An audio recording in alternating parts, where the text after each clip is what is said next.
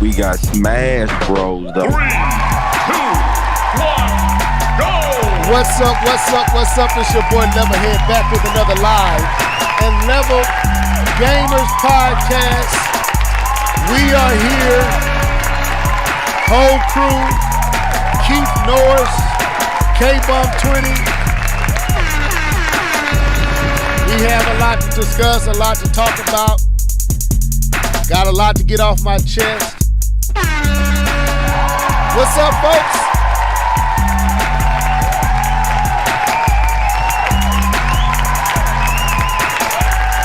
Yeah, man. So it's been a week with the Switch 2, so we want to talk about that. Somebody has something to share, so we want to give them the space to share. A rant is definitely going to take place on tonight. Just letting y'all know. Your boy ain't in the mood for no shenanigans on tonight. Y'all getting on my nerves. And y'all, I'm saying, it's a particular group of people that needs to hush, tuck tail, take the panties and all and go home and stop with the nonsense. Welcome to the show, Video Game Herd. Welcome to the show. Oh, that's Keith over there. Okay, so. Yeah, no, you good? But yeah, man, 3.5 million sold in 3-4 days. Switch 2. We got to talk about this hate is out of control. Enough is enough. We also got to talk about this Rogue Ally Xbox. We got Summer Game Fest. Man, there's so much. There's a lot we got to talk about. What's up, D2K? Welcome to the show. So come on in. Come and book Crunch. Come on in. Episode 380. We ain't here to talk.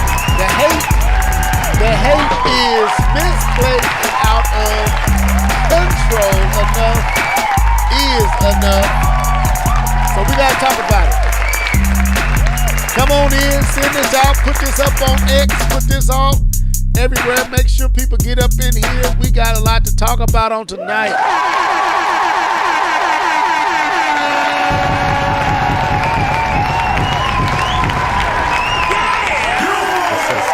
What's up?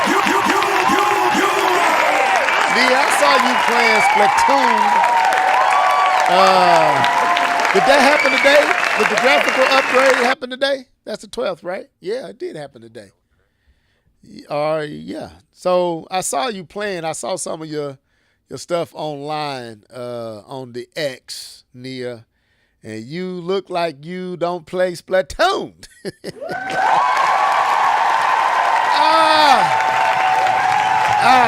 You looking like you're struggling. Now, I apologize, Nia, for saying that live on the Live and Level Gamers podcast. But you did look like you were struggling, lady. I was like, what is she doing?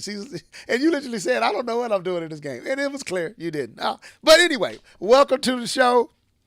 We got a lot to talk about. I got a little bit to get off my chest on tonight. I am annoyed. To the highest of heavens with the false hating media blitz that has not stopped and has only amplified, and it's just out. What'd you say? Don't stop till you get enough. Right, and I'm like, brother, it's enough. Enough of this. Enough. Y'all have hated. Some of you guys, you have some legit reasons for being upset. I understand, but others, y'all are just on absolute disingenuous nonsense. Y'all have no dog in the fight. Y'all are just along for the parade of hate, and we shall shut some stuff down on tonight. Y'all have gotten under my skin for real. But anyway, welcome to the show. Xbox Rogue Ally is also We got to talk about that. It's look, I don't know if we're going to get through all this stuff. It depends on how things go. We're going to try to put timers on all this stuff because it's so much. We got the Summer Game Fest. We got Xbox on Sunday. It's a lot. We just had, who was that? Konami? Konami did something. Was it yesterday or today? Didn't Konami have? It was today. So it was a lot. It's a lot. We don't have time. Turn it up. Oh, my bad. Say something now. I had y'all muted. My bad. So, I know, right? Yeah, that's how we do it. I told you I'm on rant mode, so don't watch yourself. Watch yourself anyway. Go ahead. Tell me what you're working with. Oh man. Jeez. We caught it early though. Can't hear the others. We've been here in silent mode. Yeah, Konami All had a that show classic stuff today. you said. Okay, so everybody's saying we sound good. Okay, cool. We coming through. I know y'all coming through because I can see that I'm muted, y'all. But yeah, man, we got a lot to discuss on today. And I don't even want to waste any time with just breaking ice. The ice has been broken. Let's go into what you've been gaming on because I'm just ready to get it in. So let's go. Yeah. You know what time it is. It's time for What Have You Been Gaming On? Sing it, folks. Let's go. Hey. What you been gaming on? What you been gaming on? What you been gaming on? What you been gaming on? What you been gaming on? What you been gaming on? Gaming on, gaming on, gaming on.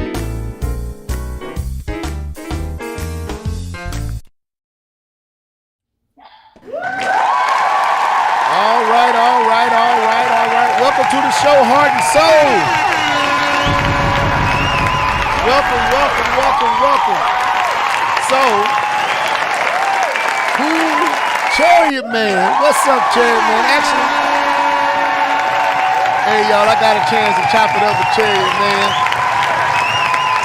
He was on the chat like, join me, Level, get in here, Level. What you playing, Level, what you playing? I'm like, I'll give me a chance to answer you, Chariot Man. So, what's up, bro? Welcome to the show, man. All right, so, who want to take the floor first?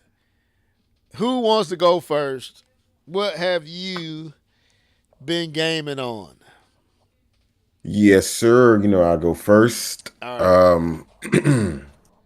So, the Switch 2 has been with us for 1 week, and I have been gaming on it non-stop. But that's not the first place we're going to go. We're going to go back to my PC. I am going to bring up 3 games. I didn't play in too in depth with these games, but I do want to bring them out. I downloaded a few demos on the Steam store. The first one is Mio. Now, I don't know if y'all remember seeing that in the Nintendo Direct a while back. I don't know if it was this year or last year. It was probably one of those directs that y'all wasn't feeling. But I remember seeing that game, Mio. What game was it? It's called Mio? Mio Orbits or something. Hold on. I got it right here. Mio Memories in Orbit. It was a, what do you call it? The Metroidvania style game. Okay.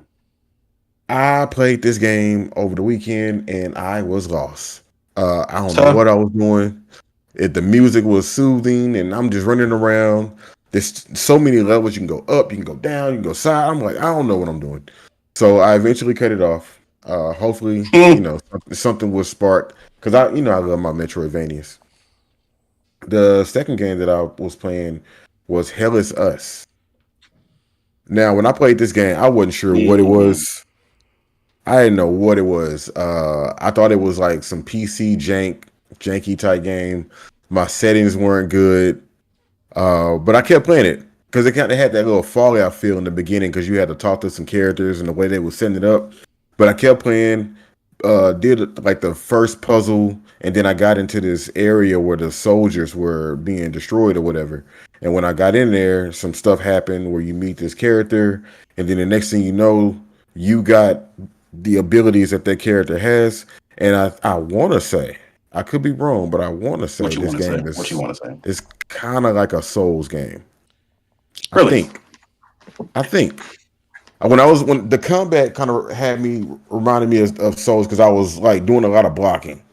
Like I just wasn't spamming the attack button, so I had to block a lot. But the way this game starts, you would not think that.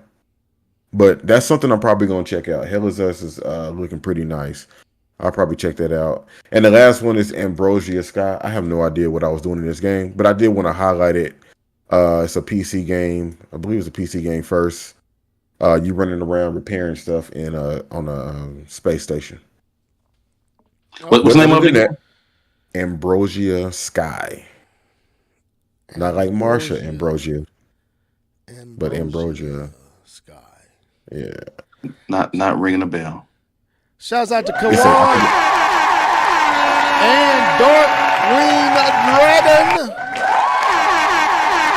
Welcome to the show. Okay. Now I gotta get to my Switch 2. Of course, still on that Mario Kart world. Starting to learn a little bit more about how to rail grind and wall slide and try to keep up with all the folks online. I have not, but I've been trying to learn learn the courses and learn the new ways you can play this game and how to jump over shells without having an item. I did download the Splatoon 3. Not demo, excuse me. I'm in demo mode. I did download DLC or whatever you call it. It looks so much better. It's so much clearer. You can see yourself get splattered even better now. The game is in 60 frames a second at all times. Like, so if you remember the hub world, it was very slow. The characters move very weird, but now the game is a fluid 60 all across the board. I can't wait to jump into some Salmon Run. Whoever want to jump in there with me, let's go. And I'm just going to highlight this last game. I played a lot of games, so I'm just going to highlight this so we can move forward because we got a lot to talk about. Hogwarts Legacy. I've been still playing that game, been making my way through Yeah, I've been making my way through this game, and I got to say, I love the combat. I don't know what it is, but it's something about this combat is really it's kind of, I don't know, it's not Spider-Man, it's not Batman, but there is a little bit of that. So you have your wand, your attack, and then you can do actual spells or whatever, like push somebody in the sky, and then while that's happening, somebody's coming behind you. You can put up a shield around yourself and block them and reflect their magic or whatever. I don't know, it's a lot. But I'm really digging this game, and the story hadn't grabbed me just yet. But I'm liking the character development. I'm liking the combat. I'm liking what I'm seeing. The graphics are still beautiful. I am definitely going to put all the work in I can on that game because it's actually pretty good. But if you're not into magic and stuff like that, I advise you not to, because they be talking about you don't know what they saying. So if you gotta. When your nose get long and hair start growing out your ears, you don't know it. So if you fear stuff like that, don't pick it up. But other than that, it's a third person game, man. I love it.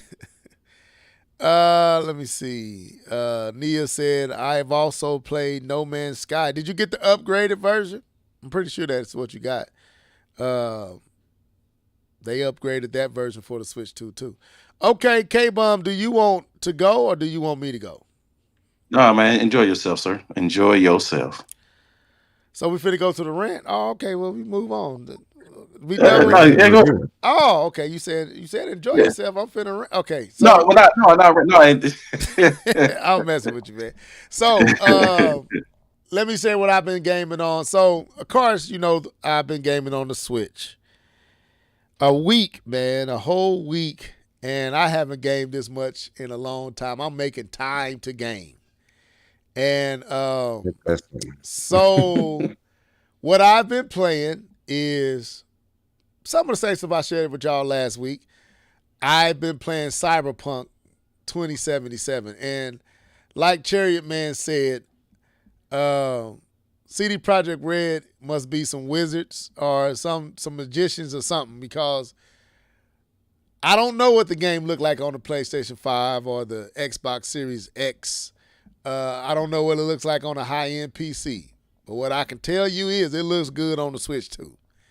And it looks real good. And for a person that plays a lot of PlayStation 5, visually, man, this game looks good. So I don't know how it looks. Again, I don't know how good it looks on the 5, but it looked darn good on the Switch too. So I'm enjoying that. Right now, where did I go? I had to go into this club and talk to this girl. And let me tell you this, don't have any kids around when you playing this game. This game is for adults for real. It kind of feels like, I told K-Bomb this the other day, it kind of feels like a sci-fi Grand Theft Auto. That's what it feels like to me. It feels like Grand Theft Auto if you put it in a sci-fi, cyberpunk aesthetic, because everything you do in Grand Theft Auto, you could do in this game. You could take cars. You got the storyline. You can go off the beaten path. You can do what you want to do. You can get into shootouts, all that type of stuff, and then get back on the story. It feels like Grand Theft Auto in first person. But I'm enjoying it. Like I said, I'm still I just talked to some black dude that looked like Rick Ross. I forgot what his name was. And then I had to go into this club and talk to this girl. Then I had to get hot. They put something on my face, and I had to go in, and I'm doing this heist or this robbery, and I'm kind of trying to get intel from it. You know what I mean? You went to that's the spot where the dudes they got like a machinery. They reconstructed themselves. You talk like a corporate lady. Yeah, right. Yeah. Down there by the river. Not river. You talked to the corporate lady, and she told you to go steal this thing. Yeah. By the. Well, I haven't gotten that far. Don't spoil it yet, because I'm talking. No. I spoiled it. Okay, I talked to some lady, and I was in the club where we was in like an adult club, so to speak. My wife was sitting there. I was like, "What? Man, Lord, forgive me for because I didn't know. I didn't know this was going to happen."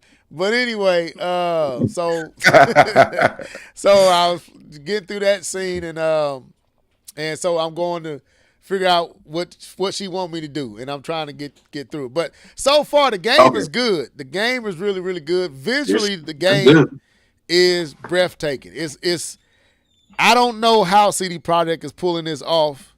K-Bum did kind of reveal some things that was missing, like he did show some, like when he came. Anyway, let's not talk about that yet. I let him tell you. But anyway, Street Fighter 6, man, I'm just gonna say it.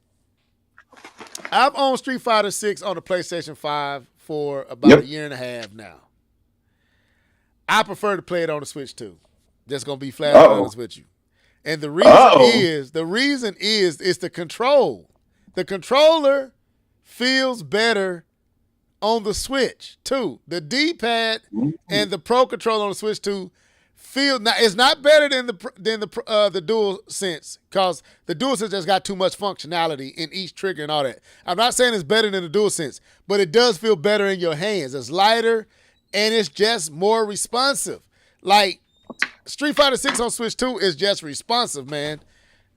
Crazy responsive. And it's noticeably different. I went back to the 5 just to see if I was tripping. I'm not tripping. It is a noticeable difference in the smoothness and the latency and the one-to-one response of the Switch version over the PlayStation 5, in my opinion. Visually, like I said last week, this is not a drop-off outside of a little fine details of muscle and things like that. The muscle's not as defined as the PlayStation 5 version. But other than that, you got pretty much the exact same game there on the Switch. It looks amazing. I also played Fast Fusion. Man, Fast Fusion is a problem. That's a dope game. That's a fun game.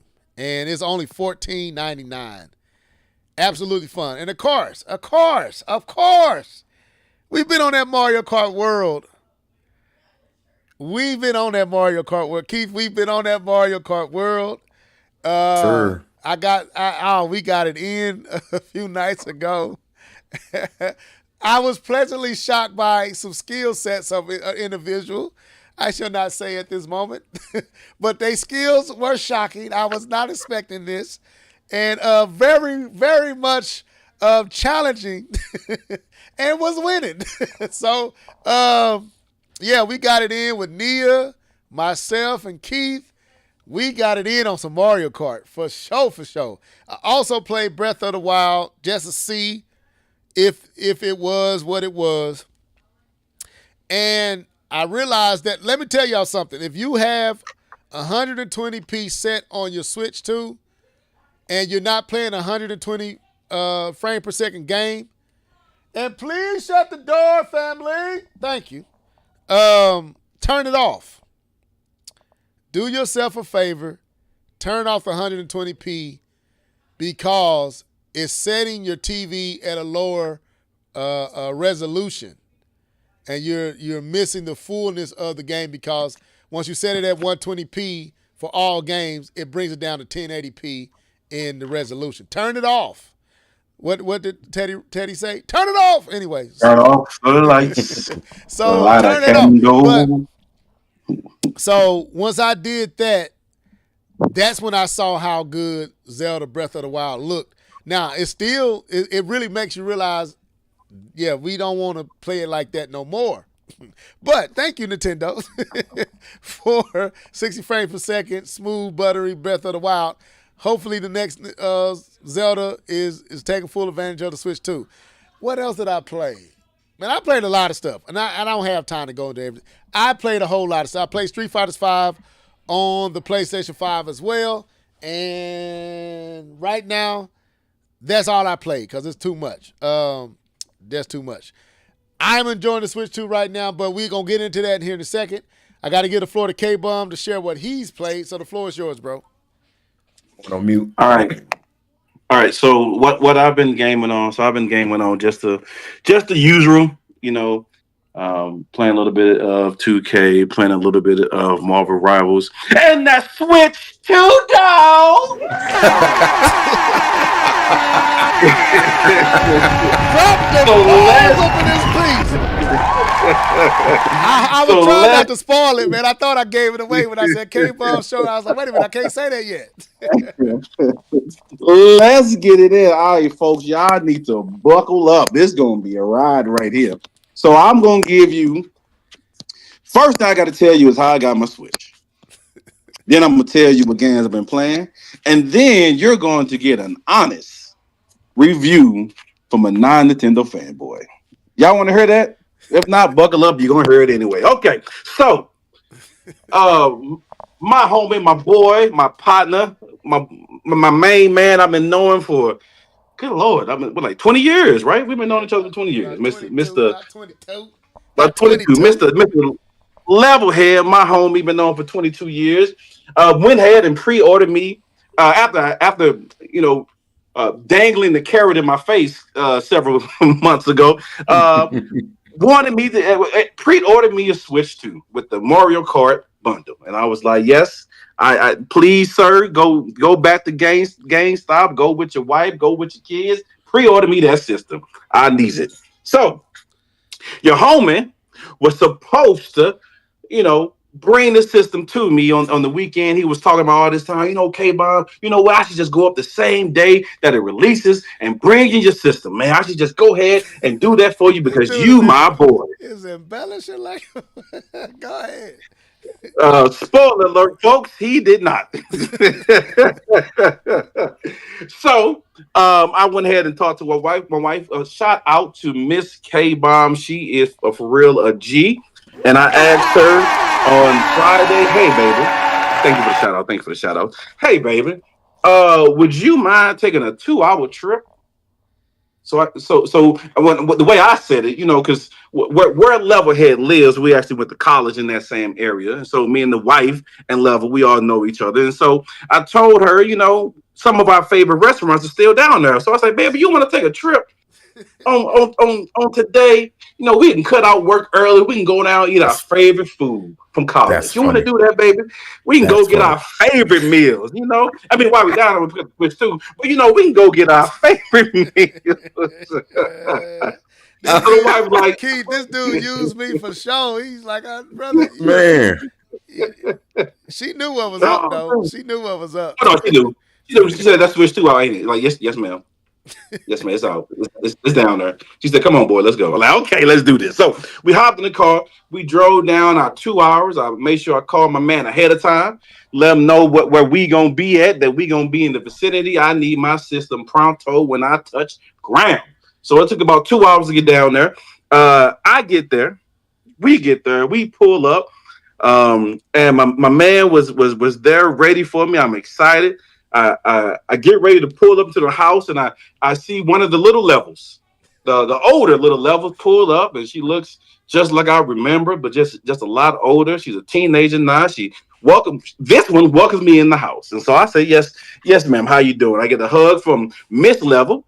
Again, I've known Miss Level for 20 years as well. I get a hug from her. How you doing, sweetheart? Love you as well. Welcome into the house, and I proceed into the house of the Levels. First thing I do when I get in the house in the Level, my man is like, "You need to see this switch right now. Don't even take your shoes off. Don't even sit down. Don't even breathe the air. Look at this TV screen. Ain't this pretty?" And I'm like, "Yes, sir. It does look good. What you playing? Cyberpunk? Let me see it." And so we enjoyed ourselves, exchanged, nice words to each other because we're friends. We homie. We boys. We go way back. And so we talked, and my wife and his wife talked, and we had a good time. And Level got to show me some games. I played Fast Fusion. I got to look at Cyberpunk, and it looked good on the screen. I'm not even going to hate. It looked good. It's a good looking game on both handheld and on the TV. From a person who skipped the PS4 version of Cyberpunk because I wanted to play the next gen version, who played 60, 70 hours of the next gen version, I will say it looked good on the Switch. I would absolutely say that. I'm not going to hate, I'm not going to throw shade because there's no shade to be thrown. It looks good. They did a great job. So we played Fast Fusion, and here's the truth. Fast Fusion is a good looking game. It looks fun. It plays fun. I think it's dope. Okay. So I'm presented with my Switch 2. I'm happy, y'all. I got my sister, my wife's by my side, Miss Lever there. We're catching up on old times. Can I add in some K Bub? Go ahead, sir. Please do. Miss K Bub was ready to go. Oh yes. But K Bub was too into Fast Fusion, and I was like, brother, I kept giving all Yes, his. she Miss K Bub was about to she's go ready. upside your head if you don't get up out that She was seat. hungry.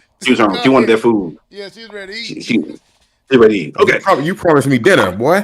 I know. And so as I'm getting ready to leave, I am graced with the presence of the little Levels. Oh, so before that, big little Level comes in. His son. And this man is a grown man. Good Lord. Last time I saw him, he was a teenager. This man looked like he lift cars. This is a grown adult man. And I'm like, you got this adult man in your house? This is a man. Good Lord. So he just remembers me, so we talked a little bit, so it was good. We had a good time. But then, oh my Lord, fellas. Now y'all done heard this. Y'all done heard Level on the podcast yelling at somebody. Tomo, boo, stank, go upstairs now. He is talking about these twins. And when I tell you, you have to see them for yourself. They walk into the house, immediately mean mugged me. Like, who is this Negro? And I'm like, wait a minute. And how old your baby? Is that 8 or how 10? How old your baby? No, that's not. Be 32. 9. Okay. All right, now I'm about to be 32. Woo! That mean, Keith. These two girls mean mugged me like I was about to rob their house. And I'm saying I have pictures of y'all when y'all was a baby. You came to my house when you came to see Uncle K-Bomb. You remember these pictures? And I showed them, and they was like, "We don't care about them bitches. who is you? I'm like, oh Lord, this is gonna be Who your this people? is gonna be a day. And then I, so I know I said I see where this is going. Let me excuse myself. Let me go ahead and leave. I'm happy I got a chance to see all the level clan, but I think I've overstayed my welcome. It's time for me to go. And so I get up.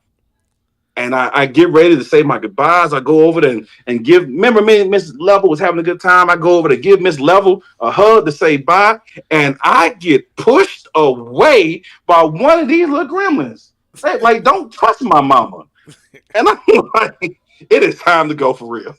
So I get my switch. I get my system. I say my goodbyes. I say I love y'all anyway. Y'all gonna act like that, and I get up out that house before I get kicked in the shin.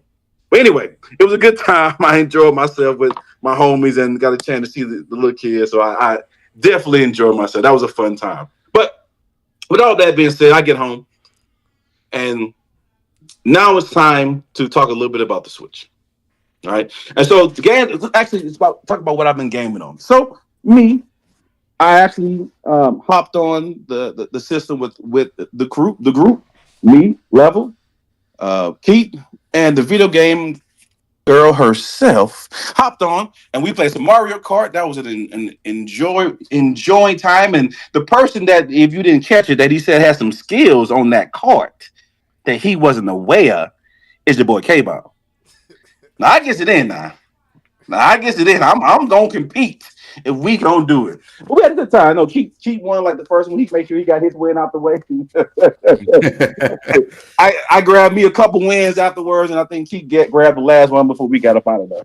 But I think no, you got the last one. You got the last I got one. the last one. Okay. I was always in second and third. I never got the first spot. Always second. You never got the first, but Level turned up that AI to hard, and brother, they were not playing. That was Keith. It wasn't me.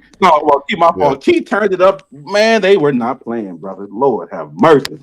You did not want to be in the middle of the pack because they was gonna give you that work. Anyway, it was fun. We did actually. The next day, I had a good conversation with the video game girl herself. We actually had a conversation to talk because I wanted to check out the game check of the homies went on. So that was a good old time. So thank you for coming through and having the conversation. But other than Mario Kart, I actually did some online game with Mario Kart by myself. But other than that, actually me and Level got it in a couple of nights as well, playing Mario Kart. So that was fun. Other than that, I tried a couple of things. I immediately tried what is that game? Metroid Prime. Metroid Prime. 2D. Yeah, Metroid Prime Dread. So I went and tried Dread, and I'll tell this, I was surprised because the lettering on the screen was very clear and crisp. I was very surprised, and it looked good on the screen. I was happy. I was excited. I tried that. I actually played the Marvel Alliance game. And it looks better on the Switch, even though it still has the jaggies and it's still a terrible game. It actually feels I can enjoy it better on the Switch because the screen on the Switch is way better than the screen that was. Sorry, the Switch 2 is way better than the screen that was on the Switch. So I played that. I actually played one more game that I played. I tried another game that I had. No, I think that was it. I did Breath of the Wild. There we go. So I can see myself possibly trying to finish Breath of the Wild, but I got some doo-doo weapons. I don't know what I had. Them weapons was doo-doo. So I was getting whooped by them, what are them goblins called? But we'll see. I may jump back into it. I got other games instead. So the game I've been playing the most on the Switch, other than Mario Kart, is Civ 7. The game that I told everybody when I got the system, this was the game I was going to play. This is the game I've been playing the most. I have not tried it in handheld mode, so I cannot give a review. Not handheld, sorry. I have not tried the mouse mode. But I've played the Switch in both handheld for a lot. I've played it under my TV screen for a lot. And I have a review for the Switch 2 now. All right. So we've gotten to how I got the Switch. We got into the games I've been playing, but I'm going to give you an honest review of the Switch 2 and how I said from a Sony fan, as you can say it, probably a Sony and Xbox fan. But this is actually, so let me give you the history. This is actually my first Nintendo system I Well, have ever hold up. purchased with my own money. This can transition into our first topic. So go ahead. Okay. So what you're watching right now is actually me and K-Bun playing Mario Kart the other day. When it was, I wanted to get me, you, and Keith and Nia, but I didn't have things. I don't have a capture card, so I had to do it a different way. But this is us playing here. So go ahead, K-Bum. You got the floor. Okay. So this is an honest review from a non-Nintendo fan, because this, like I said, this is the first Nintendo system I've actually bought with my own money. Because my NES is what I had at first. I didn't buy that with my own money. I was a child. And the Switch, this original Switch, was a gift to me by none other than our homie, friend, partner, Jedi Knight. And so I appreciate him for that as well. I got to catch up with him. But here's my review. So I'm going to give you the good, and I'm going to give you the bad. I'm going to give you this disclaimer. These are my opinions. These are my thoughts. I don't care if you don't agree. Argue with your mama. But from my perspective, what I've done and what I've played, and being mostly a PlayStation gamer, these are the things that I thought or felt while having the system in my hand, and these are my real opinions. Starting with the pros. I really like the feel of the system. I think it feels really good in handheld mode.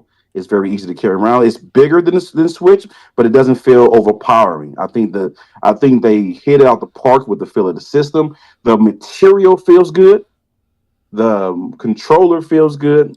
I don't have the new Pro controller. I'm using the old Pro controller. I don't have a problem with that. But the feel of this, even the little kickstand is good. So the feel of the system, I think ergonomic of the system, they aced it. They did a great job. I thought the setup was easy. I didn't have a problem. You put the two systems close to each other. You sign into your account. I had no problem setting up. That's something I thought Nintendo would struggle on. No problem, and thought it was very easy to do. The clicking of the Joy-Con to the system is just very satisfying. I don't know if you guys just. It's going to come out very sexual if you just click your joystick in and out. Man, I couldn't say that no better. If you ever just let that magnetic piece connect, it's a very satisfying thing. I tried to clean it up. I couldn't do it. It's a very satisfying thing. And I think they did a great job with that. It doesn't feel cheap. It doesn't feel like it's going to break any second. That was one of the things I was afraid of. It's a very satisfying feel to the system when you click the Joy-Cons. I think the screen clarity. I know, big pause. That was rough. I just kept going. I couldn't clean it up. The clarity of the screen, I think, is excellent. I think the pixel count on the screen and what they're able to deliver, I think it looks clean. The colors pop off the screen. I think that's dope. I think it's a great looking screen and handheld, and it looks great on my OLED TV. So the speed of the game with the games that load, I really think it's an under talked about thing that these games load quickly. Even going back and forth between the Switch and the Switch 2, it was night and day. Maybe half the time it took to load on the Switch 2. I think that's something that's not talked about enough, and they should get credit for it because it's nice. I enjoy it. The eShop, because you don't have to do much to be better than the eShop on the original Switch. So you didn't have to do much, but they did show up. You just got to show up and don't disconnect. And you won. But the eShop is good. I like it. It's easy to get around. It loads quick. It looks nice. No problem with that. Again, I think the games look good. Mario Kart looks good. Like you guys remember my original gripe with Breath of the Wild was the textures.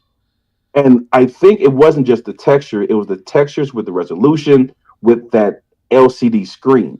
I think the combination of all of those and the fact that when I put it on my big screen TV, it just didn't pop. And I think all of that made the game not appealing to me or visually. But to me, these games pop, they look good. Only when I went in free roam did I see like some texture that they were doing in Mario Kart. But while playing the game, I have no complaint. I'm not complaining about anything with these games when it comes to graphics. I think it's at a point where you can enjoy it, and even people who love graphics like me don't really have any grounds, too many places to complain about. Last point, last thing, and it's gonna sound like a little shade, it kind of is, but it's kind of not. It's kind of shade, not shade. This is the most adult feeling Nintendo system I've ever owned. You dirty dog. It's shady, but it's not really shade, but it is. It feels like an adult system. Like it doesn't feel. I don't feel like kiddie. I feel like I'm playing a real system. Like I said, it feels a little shaded. It feels a little shaded, but I'm just honest. Like playing the GameCube and that tiny controller, I felt like, man, wow. When that tiny disc, I'm like, what are we doing here? But it feels good. If it wasn't branded Nintendo, it wouldn't even be. You wouldn't see any difference between this and the other handhelds that's going out there. And one more pro I think I want to give to this, because this actually we'll talk about it with Xbox, but I'll skip that. So now let's get into the cons. Before I get to the cons, I am enjoying my Switch 2. I am enjoying my Switch 2. I've played it every day that I've had it. So before I get to the cons, know that much. Well, we don't get to these cons. Con number one, Lord have mercy. Why can't I send a message to my friends?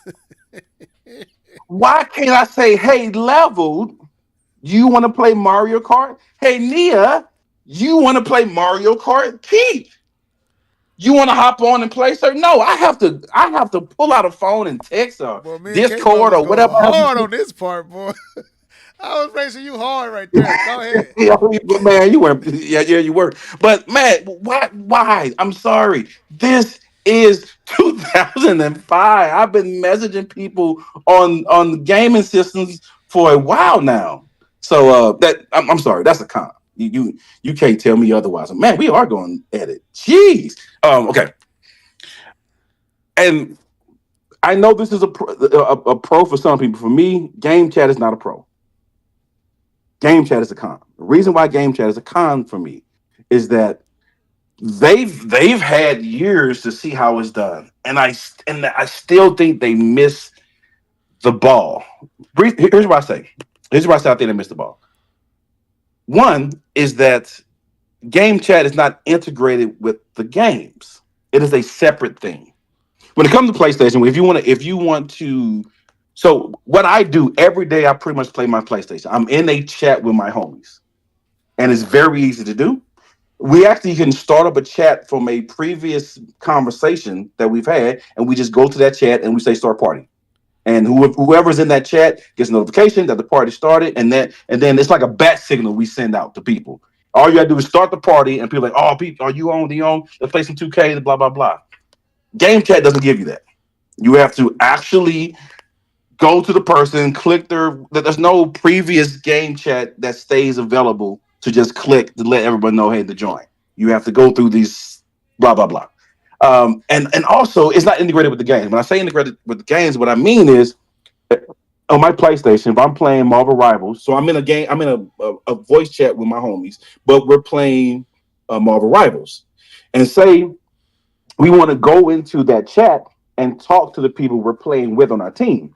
All I have to do is hit the PlayStation button and hit one button, and I go to game chat. And now I can talk to the people in the game. I know when we talk to my chat, but I can talk to people in the game, and we can talk.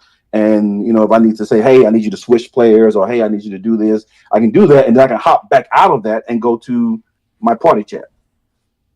And I don't think that's a hard thing to ask Nintendo to do, but they don't have that, and that kind of, and I miss that when I'm playing the Nintendo the Switch. So for some people it may not be a con, but the way I play, I feel that I miss that, right? That type of feature. Secondly, I think, hold on, where my notes go? Hold on, where my notes go? All right.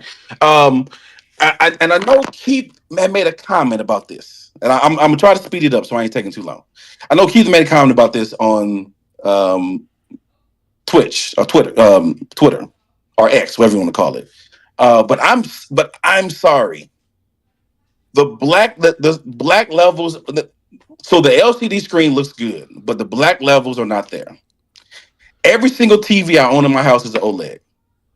I'm used to looking at perfect blacks. And I feel with playing this Switch, I wish it was an OLED. I do. I'm sorry. I wish it was an OLED screen. I don't think it looks bad, but every screen in my house is an OLED TV. I'm used to seeing perfect blacks.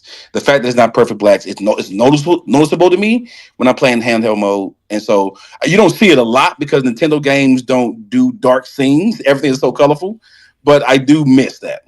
So to me, I do wish it was an OLED screen. And I'll probably sell this Switch as soon as the OLED Switch 2 comes out. That's how I feel about it. I'll probably just sell it and then get the OLED one. So I do need that black levels. K-Ball hit me with that shell. I'm upset. I'm watching us race. I'm getting mad at just watching it. All right. I'm going to try to speed it up so I can hear him get done. Okay. I hate virtual cards. Not game, what do they call it? Not game key cards. Virtual cards. I hate it. Here's the point. Here's the real life scenario. Had my Switch 1, had my Switch 2. I transferred my game, everything over. And so when you do that, you have to take out, and these are games I bought online. You have to take out the virtual game card, insert it into your Switch 2. Okay? I inserted my Switch 2 and I started the game up. And I said, oh, I don't think this was the level I was on when I switched. Did it bring over my actual game file? And so I said, let me go back to the Switch. I went back to the Switch to go to that game to see if this was my latest game file. And I couldn't do both at the same time. I couldn't play the same game on my Switch and my Switch 2. I had to unlock my virtual card on my Switch 2 and then put it into my Switch in order to play my Switch. And I'm like, why?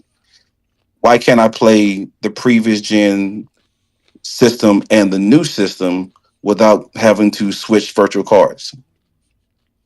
I don't have that problem with that. My PlayStation, my PS5, I can play both of them. See, it's a downloadable game. I bought the game. It's downloaded. Like, why do I have to put in a virtual disc into the, like, I didn't like that at all because I had to wait for it to connect and make sure it got over, and it was clumsy. And I hated the virtual card, especially when it came to trying to go back and forth with the systems. Like, I'm not talking about the game key cards. Not talking about that. Virtual cards. I hate it. I think it's stupid. I should be able to play both on my new system and my old system without having to do all this flip-flopping. I do think the software lineup is thin. I don't. Mario Kart is a great game, but I just feel like everything around it is already here. It doesn't have that new feeling to it. I think Mario Kart is a great game, but it feels like Mario Kart. It don't really have that new feeling. So that's my point. I think the software lineup is thin because I don't really have that new system feeling when I come playing the game. Even though Mario Kart is an enjoyable game, I enjoy it. It's fun. 2 more points and I'll be done. Why doesn't the YouTube app works on the Switch too? I don't know why. Because I was trying to look at YouTube while I was doing stuff on my regular Switch, and it doesn't work. I don't know why it doesn't work, but it doesn't. So that's a problem for me. I thought that was something that should have worked. I don't know why it doesn't, but hopefully they'll fix it soon. Lastly, I think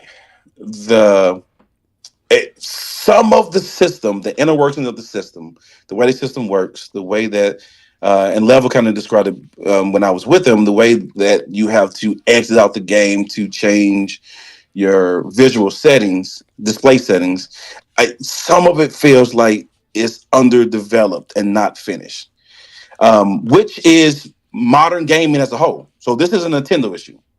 The PlayStation released without fully functional features. The Xbox released without fully functional features. But Nintendo kind of holds themselves to, they have that gold seal when it comes to games, but they also kind of joined the group and kind of feels like it's not a fully developed system. There's some things that they kind of left on the table because they needed to get the system out. And I feel that a little bit, but it's not too distracting that it makes me not want to play the system, but I do feel it. So that's my honest review of the system. I think it's a great system.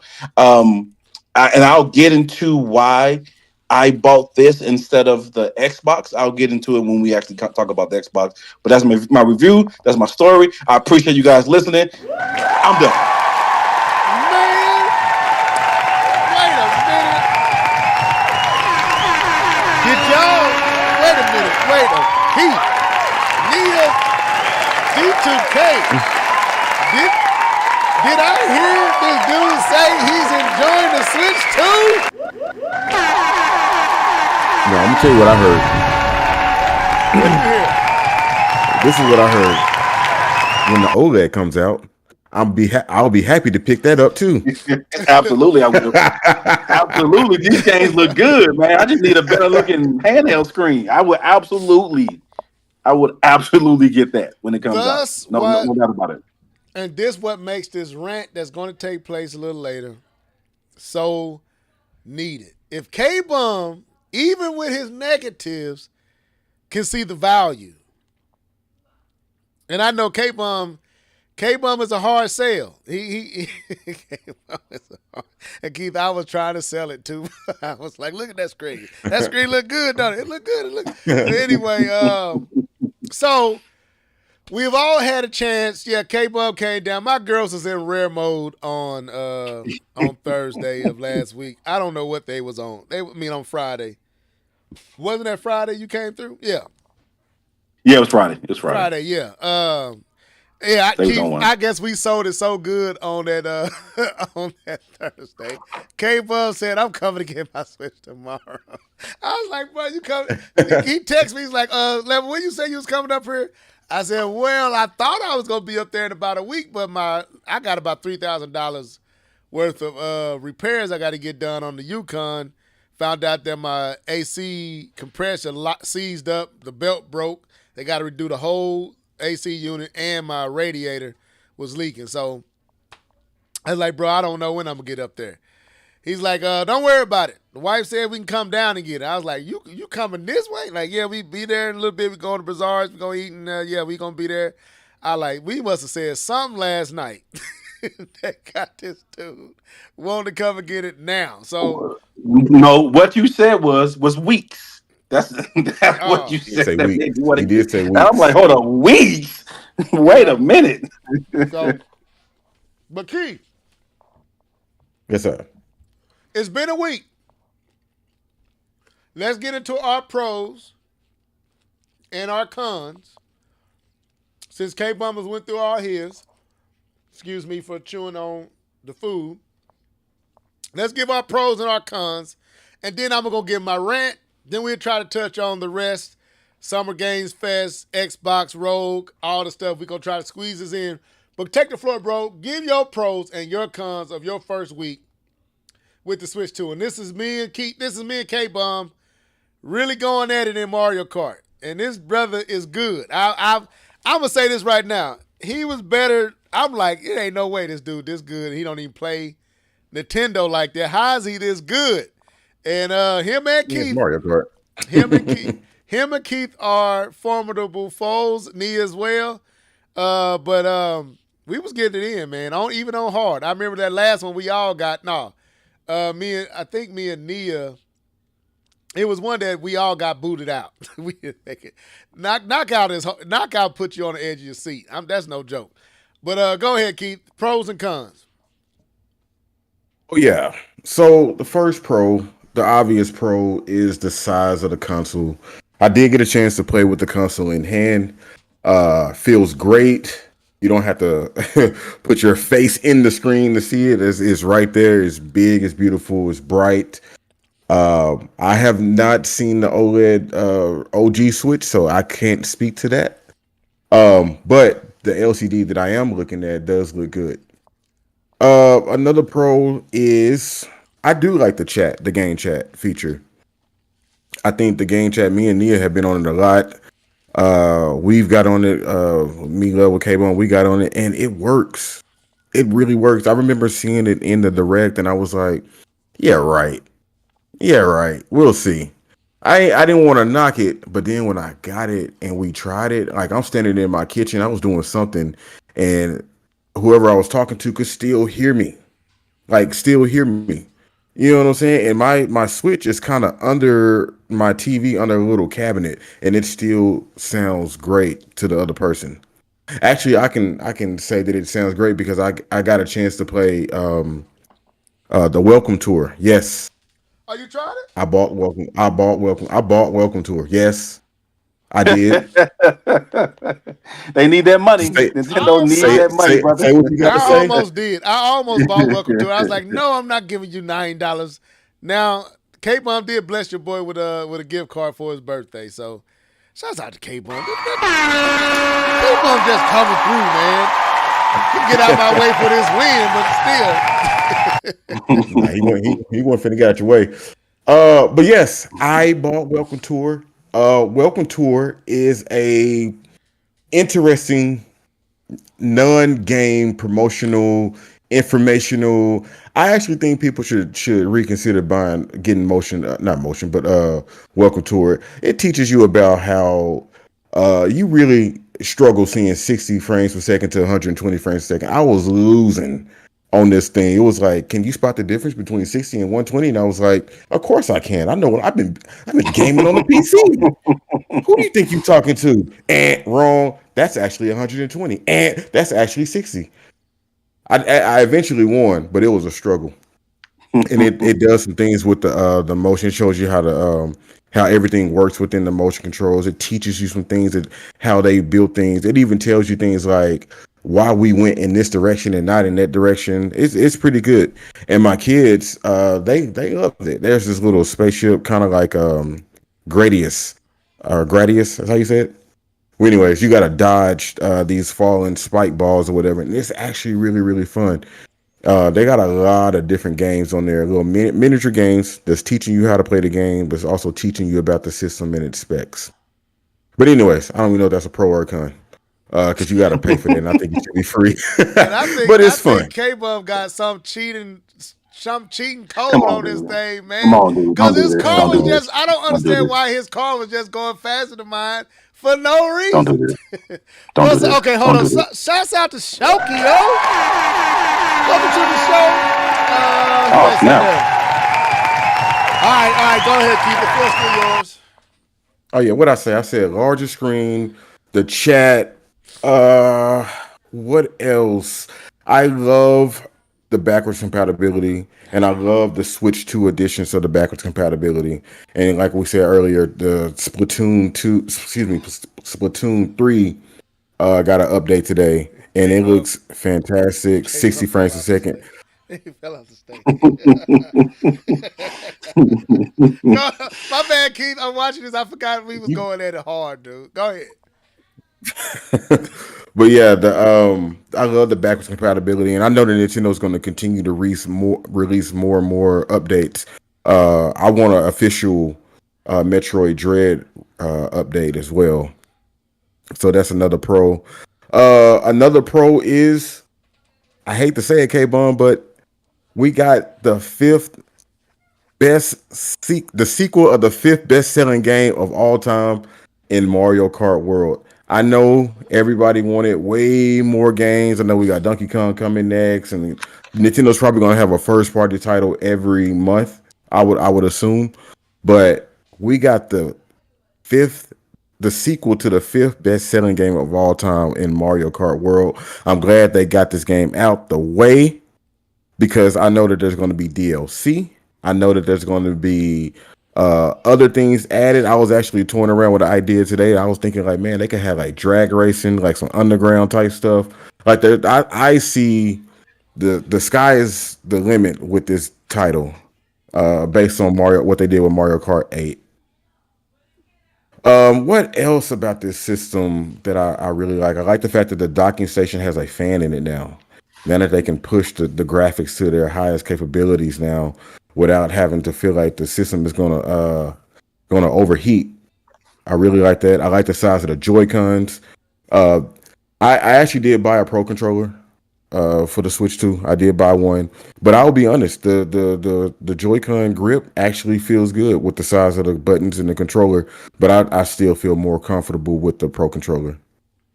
What else? What else? What else? What else? There's probably a lot more stuff I can say. Now for the cons. I'm surprised you didn't say this. Battery life. The battery life, although good for what it is, I feel like it could be better. Today, my son got on the first Switch, and he just turned it on, and I hadn't had it on the dock since I got the Switch 2. It hadn't even been on the dock. After I set it up, I set it to the side and didn't think I was gonna ever touch it again. But he picked it up, and it still had like 75% left on it. I was playing my Switch last night from coming off the dock, and I know that they said the battery number, the it's been reading funny, but when I picked it up and I got into bed and I was playing a little bit of it, it was already at 65, and I wasn't even really playing heavy. So the battery life do could that be. thing that you sent us to recalibrate? I didn't. Okay. I didn't yet. I'm gonna do that probably when I get off here. Let's see. Yeah, so the battery life, the storage. No, I'm not gonna knock the storage. I'm not gonna knock the storage. I think the storage is pretty fine based on what we've gotten from Nintendo in the past. 30 Games capital ain't at that, 32. games ain't that big. It'll be fine. Yeah, yeah, and the games aren't that big, so I think it's all good.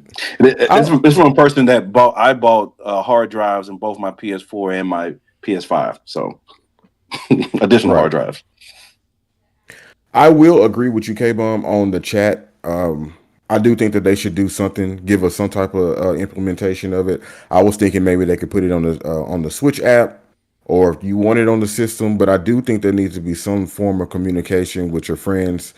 And then, like, when you open up a chat, you got to restart a chat. You know what I mean? You got to go and find this person every single time, and it's like, because you'll go.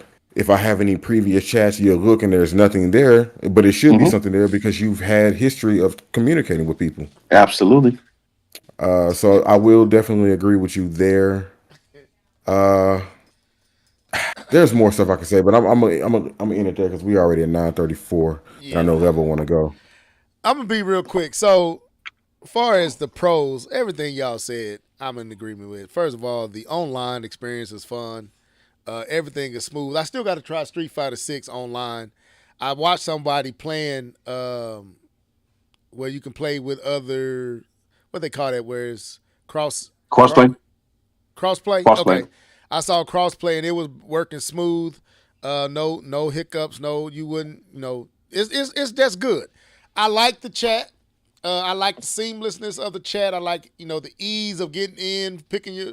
Making your room, clicking on K-Bum, Nia, Keith, and jump right in, and it's just smooth. A con to that is they don't allow you to have complete control of the experience online. Like K-Bum was saying, that's one of my cons is while I don't believe it's kiddie, as some would, I got to say that for my rant. It is still trying to hold your hand. Nintendo is still doing that thing Nintendo do where they're trying to safeguard the experience in minds of kids. And while I commend them and, on that, they should still allow you to control the experience if you are an adult and don't want your hand to be held. But it is smooth. I mean, me too, Keith. When they showed it, I was like, man, I ain't Nintendo, whatever, Nintendo. Keep that camera. And that's another thing that's dope. You can really use whatever camera you want to use. I got an old raggedy little camera I had for my computer that I don't use anymore. I had a converter with my iPhone, with my Samsung. I had a USB to USB-C converter. Hooked that thing in, put it in my Switch, and I had a camera just like that. And I was like, wow, it's just convenient. That the one thing I would say about the Switch 2 is it's convenient, and I go what K-Bump said. It's the most, and I anyway, Tell Miss K-Bum to close her ears when I say this. This is the most adult Nintendo system I've ever felt ever. It do feel very mindful of adults while still holding your hand in aspects. The visual of the screen is amazing. I'm not spoiled like K-Bum. I don't have OLEDs all throughout the house. I have regular LCDs and LEDs. And I plan on getting me an OLED at some point. Well, no, not with my kids. I don't want no burn-in. I'll probably give me a QLED. But the screen is beautiful to me. It's a beautiful screen. It feels good in your hand. It feels premium. All the pros is there. Let me say my cons, and then let me get to my rant. My cons is, like K-Bum said, the online, they're not allowing you to control it like you want to be able to invite your friends and not have to go in and out and close the room to invite another person. You should be able to just, does another person want to be here? Click on them. They join into your group. You got to literally close out, open another room, and then invite everybody into that room. And that's kind of cumbersome, and it takes you out of the moment. So I'm agreement there. And another place where I feel like this may work itself out and get better down the road is allowing you to calibrate your HDR experience. Like when you have these high-end TVs, PlayStation, I haven't had an Xbox but on it yet, but the PlayStation lets you calibrate it to fit your TV perfect. You can tighten it up, you can hone it in to get the visuals you absolutely looking for. Switch 2 ain't letting you do that. And there's a lot of things that don't explain to you, like keeping 120p on and not telling you that it sets everything to 1080p by default if you put it on that. So there's a lot of things you don't know in watching tutorials. I'm finding out, but it don't really let you tighten it in and really rein it in and get every morsel out of it that you can in the visuals. But other than that, let me see, what else do I have any other complaints? The Pro Controller is amazing to me. It's my favorite controller right now outside of the extra control features of the DualSense. Feel-wise, the Pro Controller is the best feeling controller in your hand. Function, I would still give it to the DualSense. It's seamless. It's beautiful. From dock play to handheld. I literally put it on X the other day playing Street Fighter 5 or 6. That's dock. That's handheld looking that good. Cyberpunk look good in handheld. Street Fighters look good in handheld. Fast Fusion look good in handheld. Mario looking good in handheld. Don't feel like it's a drop off in any kind of way from the big screen. Amazing. Battery life, that's a con. Could be better.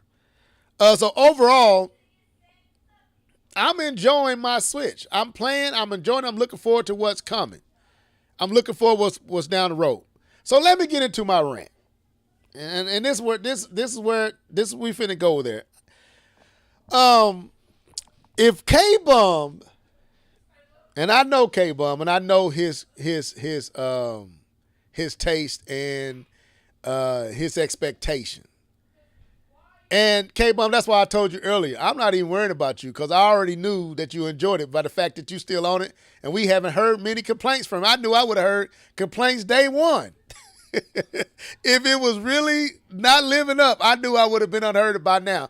The fact that I hadn't heard any real for real negative thing from you, I knew this system ain't bad.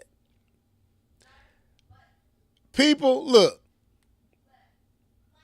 All you guys that are constantly on this whole I gotta hate the Switch 2 just to hate it, would y'all please shut the heck up and move on? It's over. It's over. You lost. It didn't work. The campaign failed. All you guys, every one of you that said you're part of the problem because you're not protesting, you're not resisting, vote with your wallet. I did. That's why I bought it. See, that's how you play the game. I voted with my wallet. I bought the Switch 2 because $450 didn't bother me. I feel like I got $450 worth experience. I feel like it's worth everything it's asking. Now, Mario Kart 8, the Wii World, No, it's not $80. I'm sorry, Keith. I'm still gonna say the game is going. I'm gonna get my value out of it, but it's not worth $80. So that's still what it is. But all this disingenuous, fake, absolutely nonsensical stuff that y'all are doing, is time to stop. Let's quit. Everybody that's crying about game cards, people, do you realize Call of Duty has been a game card type disc for how many decades now? At least 3 or 4. You don't get the whole game on Call of Duty.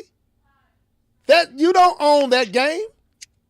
I AI'd it. I asked ChatGPT. I think that's how you say it. Do you own Call of Duty? When they said nope. You get part of the game on the disc. The rest you got to download. Most of the games that you're playing, you got to download that game. Most of the games you guys are playing are game key disc. You put the disc in to let the Xbox or PlayStation know you actually got the disc, and then they let you play the game. That game is not all on that disc. Nintendo is not the first group that has done this. They joined in the party. So why are we making Nintendo the problem?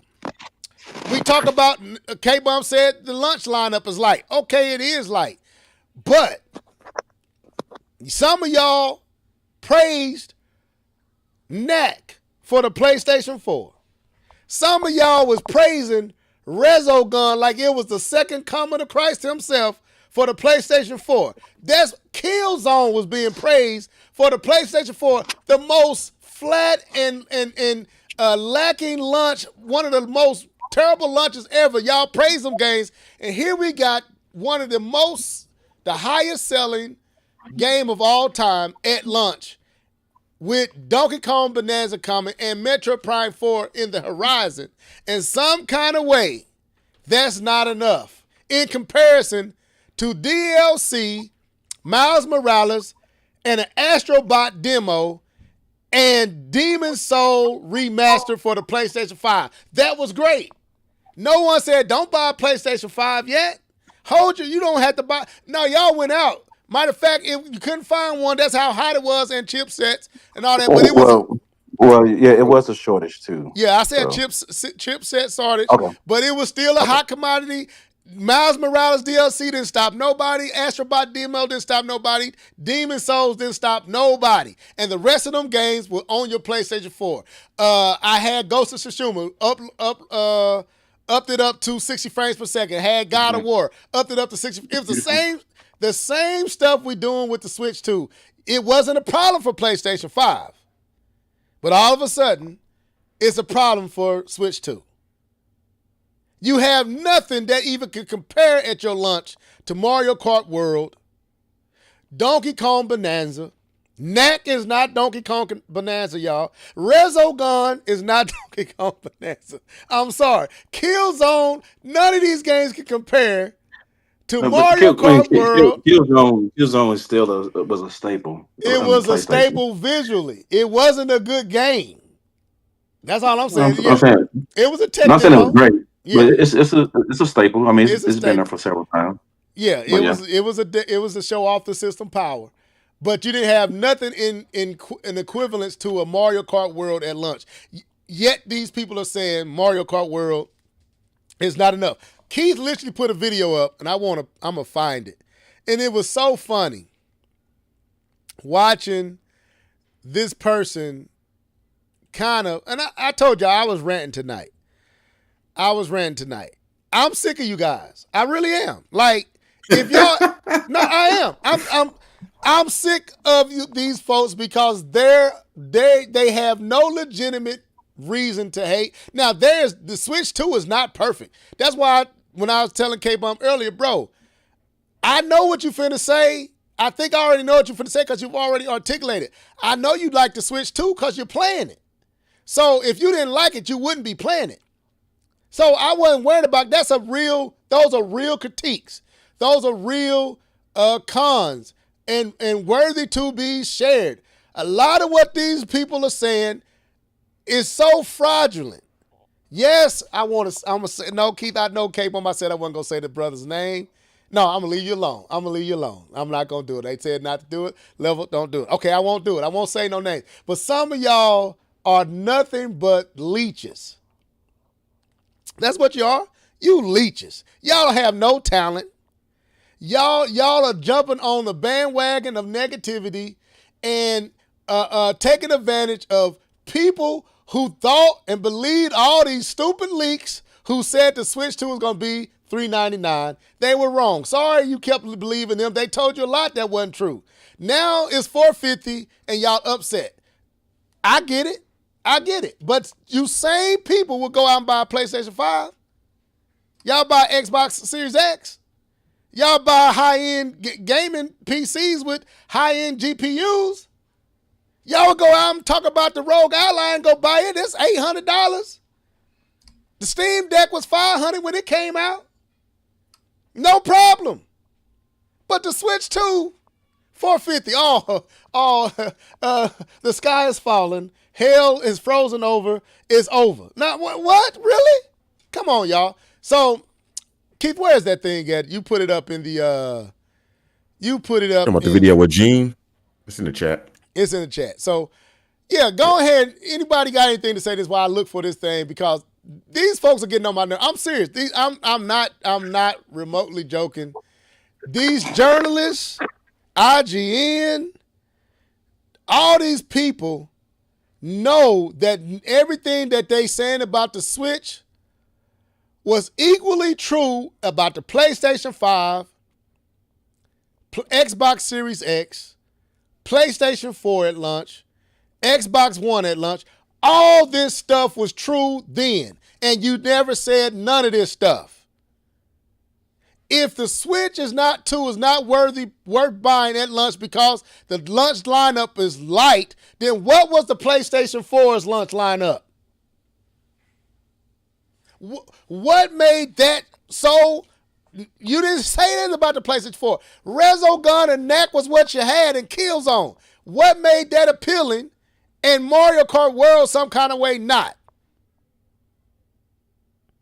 Y'all got to be consistent.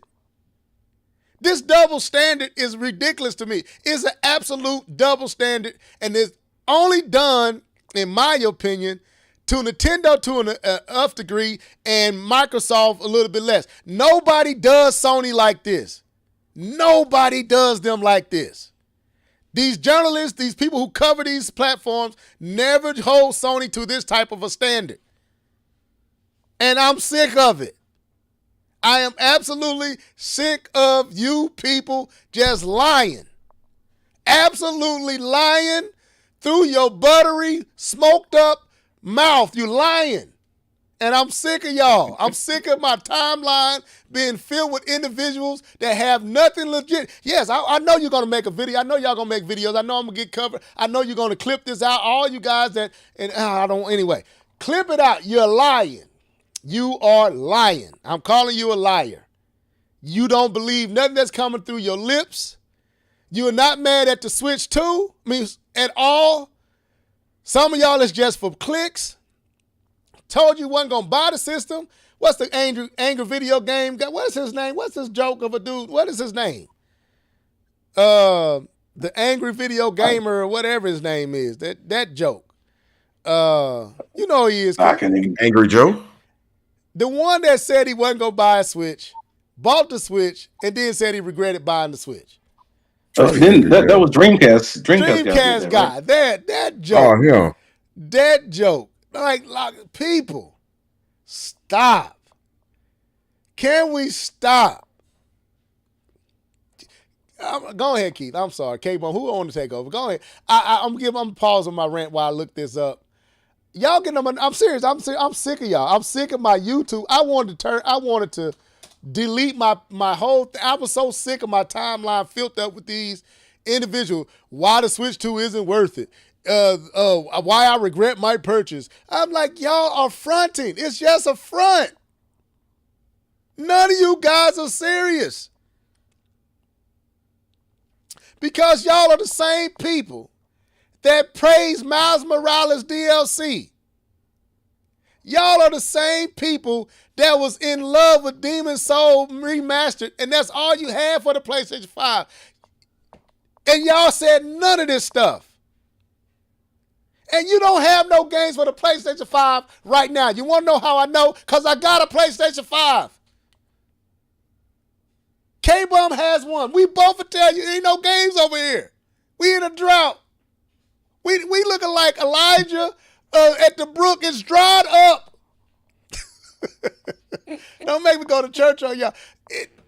I mean, as far as PlayStation games, yeah, you're correct. It ain't no first party. First party ain't no first party titles over there. No. And y'all talking all this bull about the Switch 2. The PlayStation 5 ain't have games for 5 years first party. I can name. Okay, let's name them. I'm almost there, Keith. I'm sorry. I told you I was going in on tonight. Miles Morales. Okay. Astrobot Demo. Ratchet and Clank. God of War. Spider-Man 2. What else first party can we name that has come out for the PlayStation 5 in 5 years? Wait, I think Ratchet and Clank came out for the PlayStation 4, didn't it? No, not Rift Apart. No, that was all PlayStation 5. Yeah, not that one. That's it. Since 2019 to it's 2025, you have had Ratchet and Clank, Miles Morales DLC, Astrobot Demo, and now Astrobot, God of War Ragnarok, Spider-Man 2. That's 6 games from first party in 5 years. And I haven't heard one legitimate complaint about the PlayStation 5 from you guys yet. IGN, where you been? Where are you journalists, hip-hop gamer, where you been? Where y'all at? But the Switch has, in the first week, half of that already lined up in the first year, and that's not enough. You got Mario Kart World, Donkey Kong Bonanza, Metro Prime 4, just got announced for another Splatoon spinoff, plus they just updated Splatoon. You still got Pokemon coming and several other games, and you say that's not enough, and I just named 5 first-party titles from Sony in 5 years, and that's good. Y'all ain't said nothing about them. No, Last of Us Remastered is not a new game. That's an old game. And they done remastered it enough. So several times. Several times. No, man. There is no legitimate complaint here. This is fraudulent. It's inconsistent. It's disingenuous. The game key card really got under my skin when I realized that's been a part of gaming for the past 20 years. You've been playing for games that you don't own, and they know this. And what'd you say? And they know this, man. They don't say nothing about this stuff, and you gonna do it now. So my question is, why are you trying to blitz the Switch with this negative news? What has got you so up and on? What are you fearing? Is it the fact that you fear that Nintendo may become Sony's, take the place at the #1 seat? Is that your concern? I don't know what the issue is, because it's not the system. The system is everything we wanted. When Yoshida got up here and said Nintendo is going backwards for doing everything PlayStation has done his whole life, that's when I knew it's up. This just Cap Central now. Because you wouldn't do the same stuff you telling Nintendo to do. You wouldn't do it. All you guys said, and I hate to rant like this, but all you guys said Nintendo ain't nothing but gimmicks. I'm sick of the gimmicks. And the moment they don't do a gimmick, I won't gimmick. Well, it just don't feel different enough. So what they said was it's boring. I don't like this. This is not like. So, but the moment they do something weird, you like But okay, it's boring. So what was the PlayStation 3 to the PlayStation 2? What was the PlayStation 4 to the PlayStation 3? What is the PlayStation 5 to the PlayStation 4? And what is the PlayStation 6 gonna be to the PlayStation 5? The system I wanted. So, and now y'all want, and here's the crazy thing. These same people that say the Switch 2 is too expensive is praising the Xbox Road Ally that's about to be $700-800. No OLED. I'm done with you. Y'all are jokes. This is not console war stuff. No one. I don't praise Nintendo for everything they do, and I don't hate Sony for everything they do. And we got to stop hating on Microsoft so much. I've been saying that for a minute. Let's stop hating on Microsoft. Microsoft doing their thing right now. I'm not mad at Phil Spencer. Get that money. If those 30 million subscribers ain't doing it, then take it to where you go get it. PlayStation, bring that game over here. I got a PlayStation 5. I'm playing Gears of War 5. And I hope you bring it to the Switch too. I'll play it on the Switch too. My point is, this ain't console war nothing. These journalists are full of, what you say earlier, K-Bomb, boo-boo. They are fraudulent. And y'all need to stop letting them control the narrative and sell us on stuff that ain't even worth arguing and fussing and fighting over. They're not honest. They're disingenuous. They are liars. And that's what I'm calling it. These folks are absolute liars. And it's time out for the nonsense. Okay, here it is right here. I'm going to play this. Let me pause. Catch your breath, sir. This is me playing. That's me. That's all my footage right there that y'all watching. So here it is. Let me start it from the beginning. I thank Keith for showing this. And we did talk about now listen to this girl and what she's saying, then listen to how she gets face planted right live on the same show by the dude in the bottom. And we did talk about how they'll run better on Switch 2. And she said she would definitely play them again on Switch 2. So I was like, there is a value there. And, I said there's a value there for things just running better. Mm-hmm. But I said in terms of new games that you're missing out on, you can absolutely talk about now listen to this girl and what she's saying, then listen to how she gets place planted right live on the same show by the dude in the bottom. Let me pause. We did talk about how they'll run better on Switch 2. And she said she would definitely play them again on Switch 2. So I was like, there is a value there.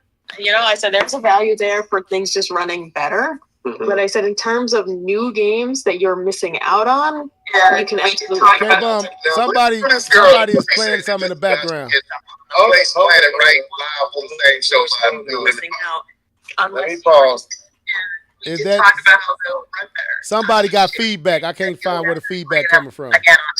Oh. So I was like, there is a value there. I'm here. Yeah, there it is. Somebody had feedback. Okay, let's start over. Let's start it over. All right, so let's go. All right, we had feedback. I didn't know where it's coming from. Talk about how they'll run better. My bad. That was me. I fixed it. Play them again on Switch 2. So I was like, there is a value there. The feedback should be fixed. It was on me. For things just running better. Mm-hmm. But I said in terms of new games that you're missing out on, you can absolutely wait, in my opinion, until there's more stuff on the market they actually want. I don't think you're super missing out unless you were just like itching to play Mario Kart right this minute, or just really excited to get the performance enhancements on some of these other games. Yeah.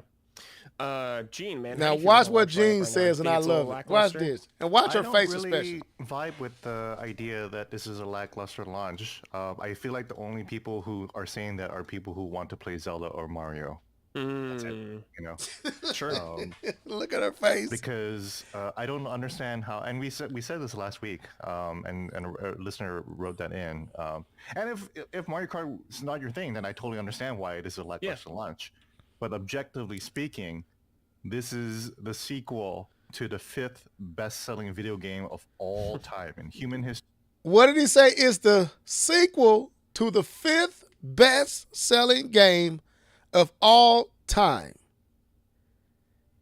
Let's continue. And they launched with it.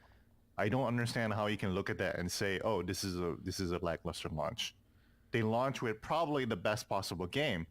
And they're like, oh, well, Zelda and Mario 64, though. And it's like Mario Kart 8 sold more than both of them. It sold twice as much as Breath of the Wild did, right? More than twice as much. Mm-hmm. So if you want to say, oh, Mario Kart's not just for me, understand that you are in the minority compared to people saying Zelda is not for me. Look Zelda's at her face. for Micah, Zelda isn't for most people compared to Mario Kart. Mario Kart is the broadest possible IP they can launch with. So I thought it was smart that they had Mario Kart World ready for launch, and yeah, that's about all I can say. Now, the reason I play that is because it's the absolute truth. These people are just saying stuff because they know right now it's popular to be negative about the Switch 2. I don't believe the girl who said what she said believed anything she was saying. She just saying what she thinks people want to hear. And then for him to come back and say, okay, if you're looking for Mario 3D World or a Zelda, okay, but this is the number one selling game on the Switch. This is the sequel. And this is what y'all calling thin and light. But yet, again, I can't help it. Y'all said Resogun was the second coming. Y'all was loving Killzone. Y'all was playing that. I remember watching Hip Hop Gamer running through that, talking about look at this. I'm like, man, that game looks like absolute trash. But I watched this for years. Look, the Switch 2 is not perfect, by no means. It's not perfect. But what you're hearing, this media blitz, is not genuine. This is very much calculated, intentional, negative media aimed at the Switch 2. For what reason, I have no idea. I think some of these journalists are still hot and mad because Nintendo is not playing by their rules. They didn't send out those review copies. At lunch, they did a lot of stuff they didn't do that typically is done. They not placating into their hand. Right, wrong, or indifferent. I'm not saying they right for it. I'm not saying they wrong for it. But these people are not being genuine. And it's enough. And y'all eating crow because it didn't work. 3.5 million and counting. That's not even what's also, that's pre-orders. That's not what was bought on the day of. That's just pre-orders. It's not working. Like I told you, I was at my mechanic getting my car done. This dude don't look like he play any type of video game. I brought up the Switch. He's like, yeah, I'm going to get 2. K-Bum, I'm talking to him before he came and got his Switch 2. K-Bum, who else had a Switch 2 in your family circle? Well, I didn't talk about it. That Sunday, I actually went to a Mario Kart tournament. My wife's 2 brothers, 2 of the 3 brothers already had the Switch 2. And so we had a tournament in the basement. People, I don't care. We are in these communities that is a loud minority. Like he said, you are in the minority. These are loud. This is just a loud minority. There's nothing wrong with the Switch 2. It's not perfect, but it's definitely a great system. They made a hiccup with charging you $80 for Mario Kart World. That's where they messed up. Everything else is just fraudulent. All these people are just bandwagoning the hate train to get their views up and to placate to people who wants their opinions to be validated. You're going to have to pay $450. I'm sorry. I had to pay $450. Keith had to pay $450. Nia paid, K-Bun paid, and drove down here and picked it up. You got to pay for it. It ain't nothing wrong with it. Nintendo can't give you all this stuff for cheap all the time. If you want what they offering and all the stuff they giving you, you got to pay for that stuff. Y'all wanted voice chat. Y'all wanted all the stuff that y'all want. Better visual, better screen. They gave you everything and more than what you asked for. VRR, HDR, all the stuff that y'all wasn't even expecting. 1080p screen. Now all of a sudden, well, I want an OLED. And I ain't talking about you, K-Bum. I'm just talking about people just find anything. I do want an OLED. I know, but I understand why you want one. But a lot of these people saying they want an OLED and didn't even own an OLED Switch. Don't own an OLED Steam Deck. It's just anything to poke, and I don't get it. I get some of it, and I'm not saying it's not wrong to not like some of the things Nintendo doing. Nintendo ain't being friendly to their customers right now. That's legit. You should not be charging us for your tech demo, Nintendo. Matter of fact, slap yourself. So we can complain about the stupid stuff Nintendo is doing without going overboard with it. This is overboard. I'm all game for calling out the silly stuff Nintendo is doing. They shouldn't be charging us that for that game. They shouldn't be still holding our hand with online services. They should let us hone in the HDR experience. There's a lot of stuff we can say. But y'all are on this whole campaign against the Switch 2, and y'all didn't say none of this crap about the PlayStation 4, Xbox One, Xbox Series S and X, and the PlayStation 5, then y'all can kick rocks like Stephen A. Smith say. Because y'all gotta show some consistency here. The Switch didn't even launch this good. It had Breath of the Wild. What's that game from Konami? With the little Bomberman, Skylander. I don't even remember. And that's what it had. It had Breath of the Wild and a whole bunch of indie titles and Bomberman. And then ARMS came. The thing y'all waiting on, and this is what I think is the problem, and I said it to you guys, and I said here, and we can move on to Summer Game Fest. The problem is, and this is what's missing from the whole equation, Nintendo did not give us that sizzle wheel that shows us what's coming and let us see it. That's the only thing they haven't done. With the Switch, even though the launch wasn't that great, it was just Breath of the Wild, which was good enough for me. But if we looking at the launch, it was Breath of the Wild, an unproven switch up in Zelda, and a whole bunch of indie titles and Bomberman. But we did get to see Mario Odyssey. We saw Splatoon. We saw ARMS. We saw all what was coming throughout the year. We knew what it looked like, and we can anticipate it. That's what we don't have with the Switch 2. We haven't seen the Mario 3D game yet. We haven't seen it running and knowing that's coming. All we have seen is Donkey Kong, Bonanza, and Mario Kart World. They haven't showed us what's around the corner, and that's the problem. To me, that's what the main thing is. But anyway, I'm done with my rant. Y'all need to cut it out. Y'all need to stop.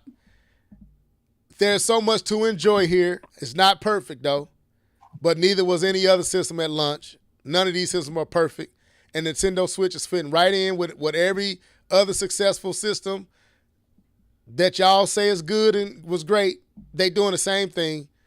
Can we calm it down with the negative stuff and just be truthful about our critique like K-Bun was and like we are, but let's stop with the nonsense.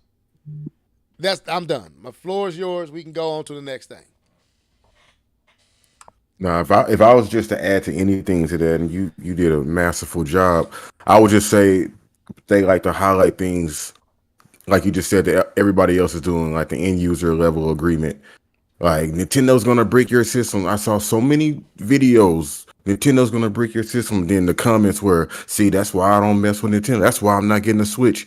And I'm so glad that you brought out that that one podcast where we talked about everybody says this in their EULA. Everybody says it, but yet you're highlighting it for Nintendo. For what reason? I don't know. I don't understand why you're highlighting it for Nintendo. And they all say it. If you tamper with the system and you hack the system, we have the right to do what we want to. Basically, we could break your system. We could do whatever. So I hate when they highlight, they just propel the negative things or turn something that everybody says and turn it into a negative thing. But yeah, that was just one of the things I was thinking about when you were talking. I hate when they highlight things that everybody else is doing. That is crazy. And that's really what's getting under my skin is all this stuff is applicable to every other launch that has come out in the last 2 generations. At least we don't even have to go back. Just the last 2. Just look at PlayStation 5 launch lineup. Look at the PlayStation 4 launch lineup.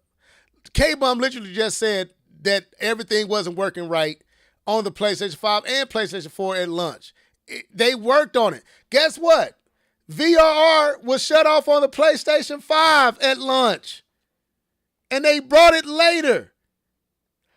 But some kind of way, Nintendo has been nefarious and trying to trick you. It's like, people, y'all got to stop with this nonsense. It's just nonsense. And it's not working. Because once you play the system and when people see, if you got it, you know. If you got a Switch 2, you know. And when you watch these videos, you're going to laugh. Because you know.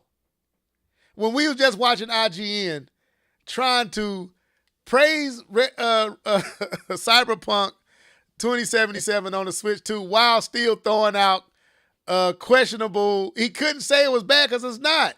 But he would say, well, you know, if you have never played Cyberpunk, it's really good here. It's really great. But I would say, you know, if you can play it on the PlayStation 5, you know, you should probably play it. But, you know, it's not bad here. Like, brother, just...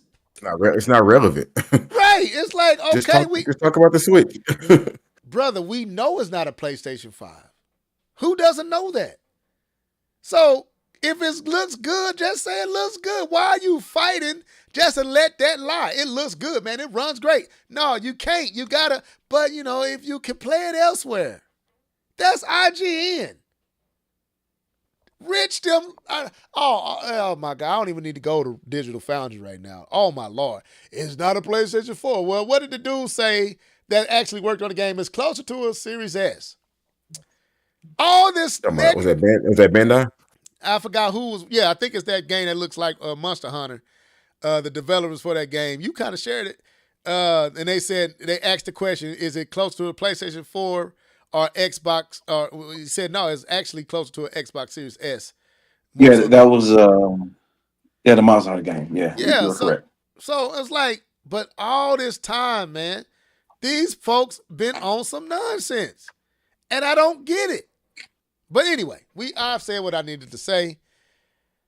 Y'all got a rant out of me. Let's move on. So let's go to the Summers Game Fest. Jeff Keighley, Summers Game Fest. I can actually leave this over here. This is more of my footage. Any takes? Anything y'all want to talk about with the Summers Game Fest? Summer Game Fest to me, and I only watched it the one time through.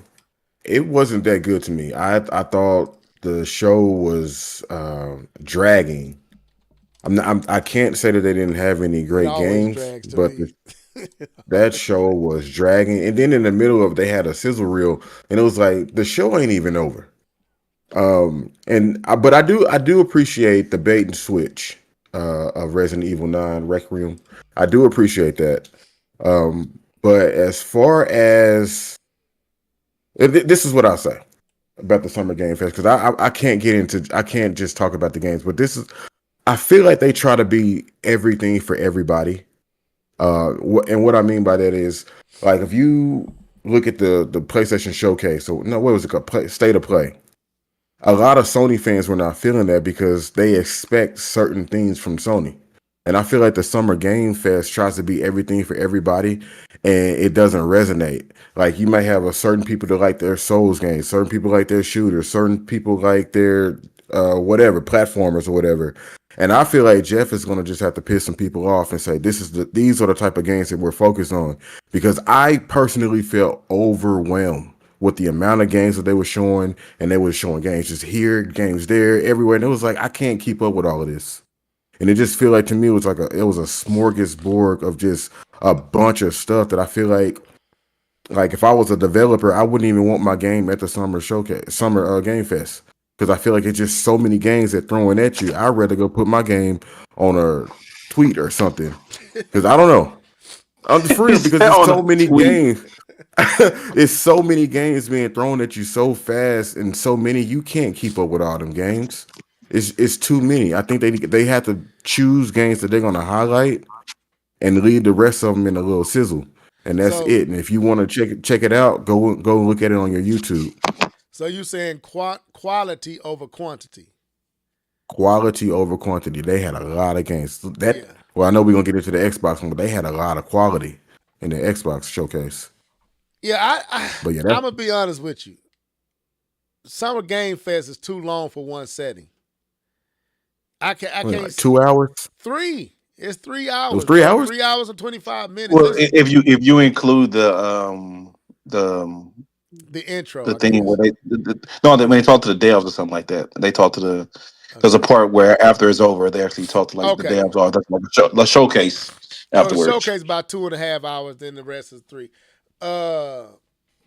Yeah, I'm gonna be honest with you. I watched it, but I didn't watch it, if that makes sense. It became background noise for me after a while. I'm kind of with Keith.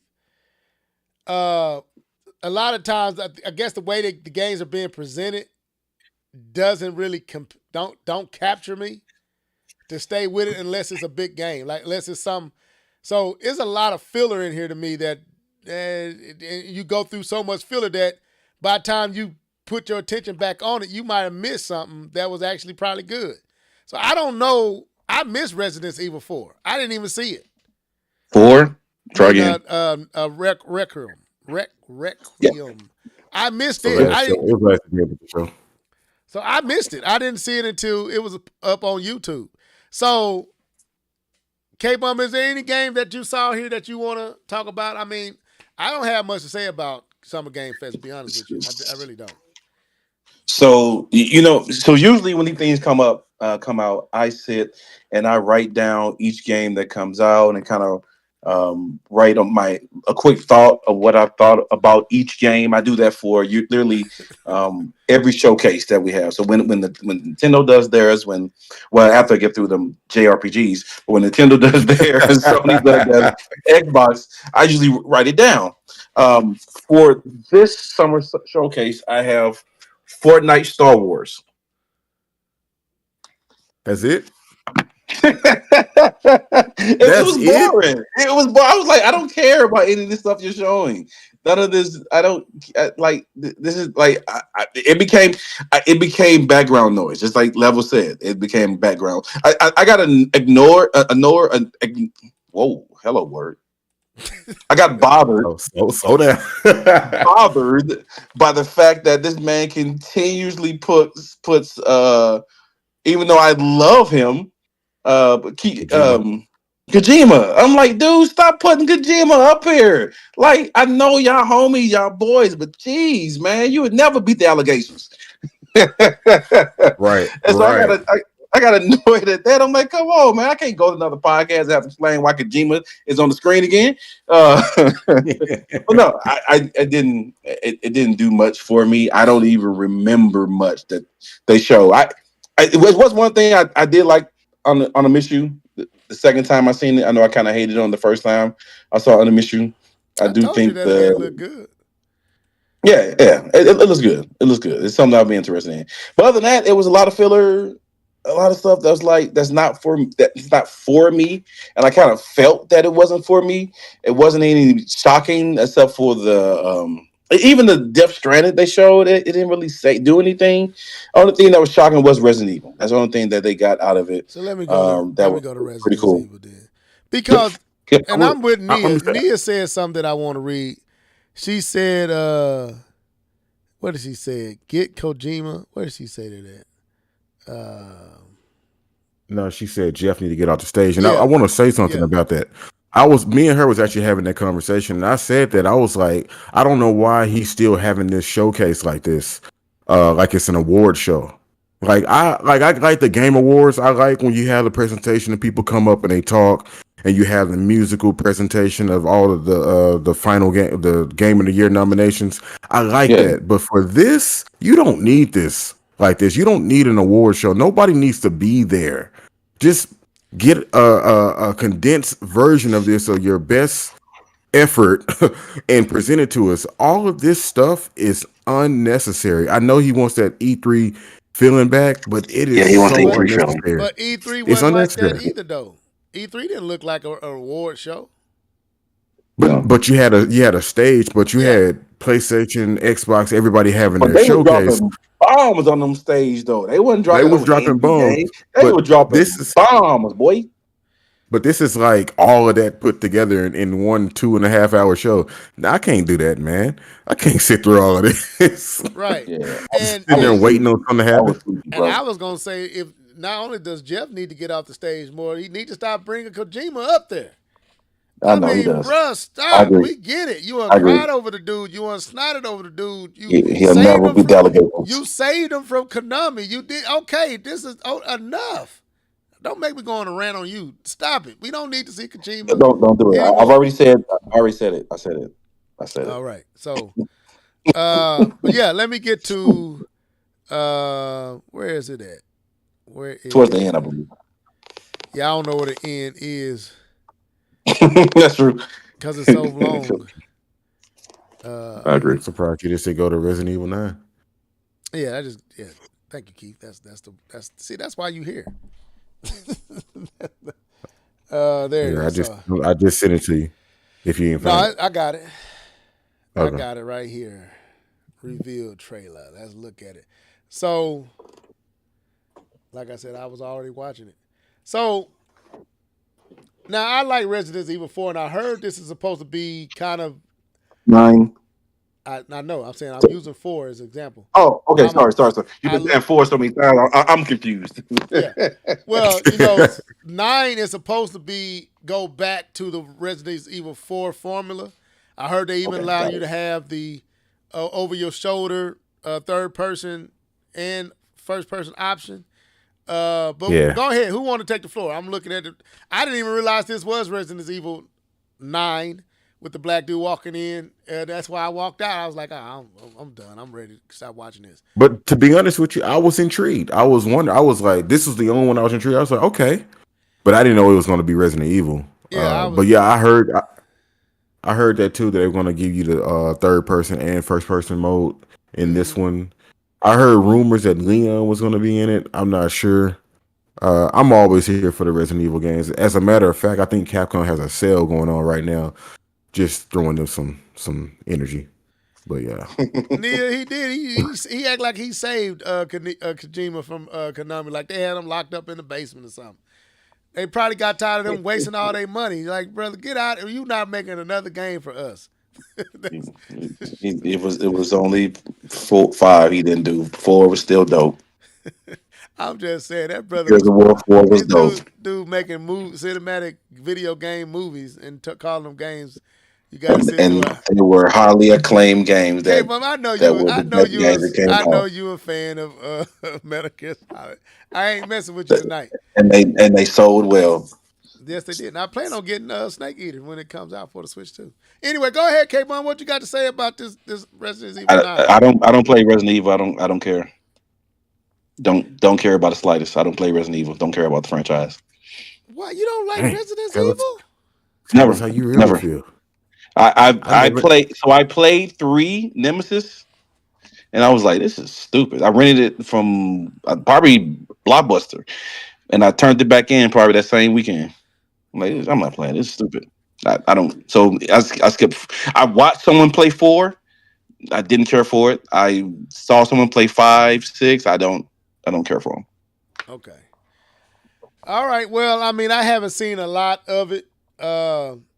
I'm not the biggest Resident Evil consumer. I did play 4. I did play 5.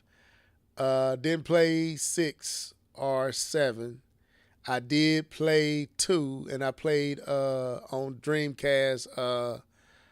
What is it? It starts with a V, doesn't it? Which one? The Resident Evil on the Dreamcast. Oh, Code Veronica. Veronica, yeah. I played that. Didn't beat it, but I played it. But the only one that I actually beat was 4, and I was pretty much at the end of 5. See stuff like this, man. When that thing climbed down the wall, I don't know if I can handle this. I'm gonna be honest with you. I don't know if I can handle this, man. I can handle 4. I don't know if I can handle this, bro. This is almost like Dead Space. Nah. Let me go back to that scene. Hold up. When that thing climbed down the wall, oh no, that would have been that would have been put controller down and go to bed. Time to go to sleep. Where your wife at? Y'all seen Arc Raiders? I think Arc Raiders was in the show. It was. I didn't pay too much attention to it. Kawan, you Yeah. beat them all for real? Lord Jesus, you a brave soul. I remember the first. Keith, remember they remade the original Resident Evil for the GameCube. Man, I was there for it. You know, I was there. Me and my brother was in the room playing this game. My dad and my mom was in the front in the living room watching the movie. I never forget it. We was in that scene where the dogs jumped through the window. Brother, you should have seen, because I had never really played a Resident Evil game before. You should have seen two dudes running up out of there. My dad looking, "Boy, what's wrong with y'all?" Like, hey, man, you just don't, if you don't know, you don't know, man. We had to get up out of there. So let me see this scene again. Yeah, right. Oh, no, I couldn't do this. Nope. That scene right there. Just looking at it in the trailer. Just looking at it in the trailer. That's, ooh, right there. Keith, you see that? What is that? No. What is You're that climbing? doomed. What is that climbing down? Do y'all see Chat GPT? Do y'all see this?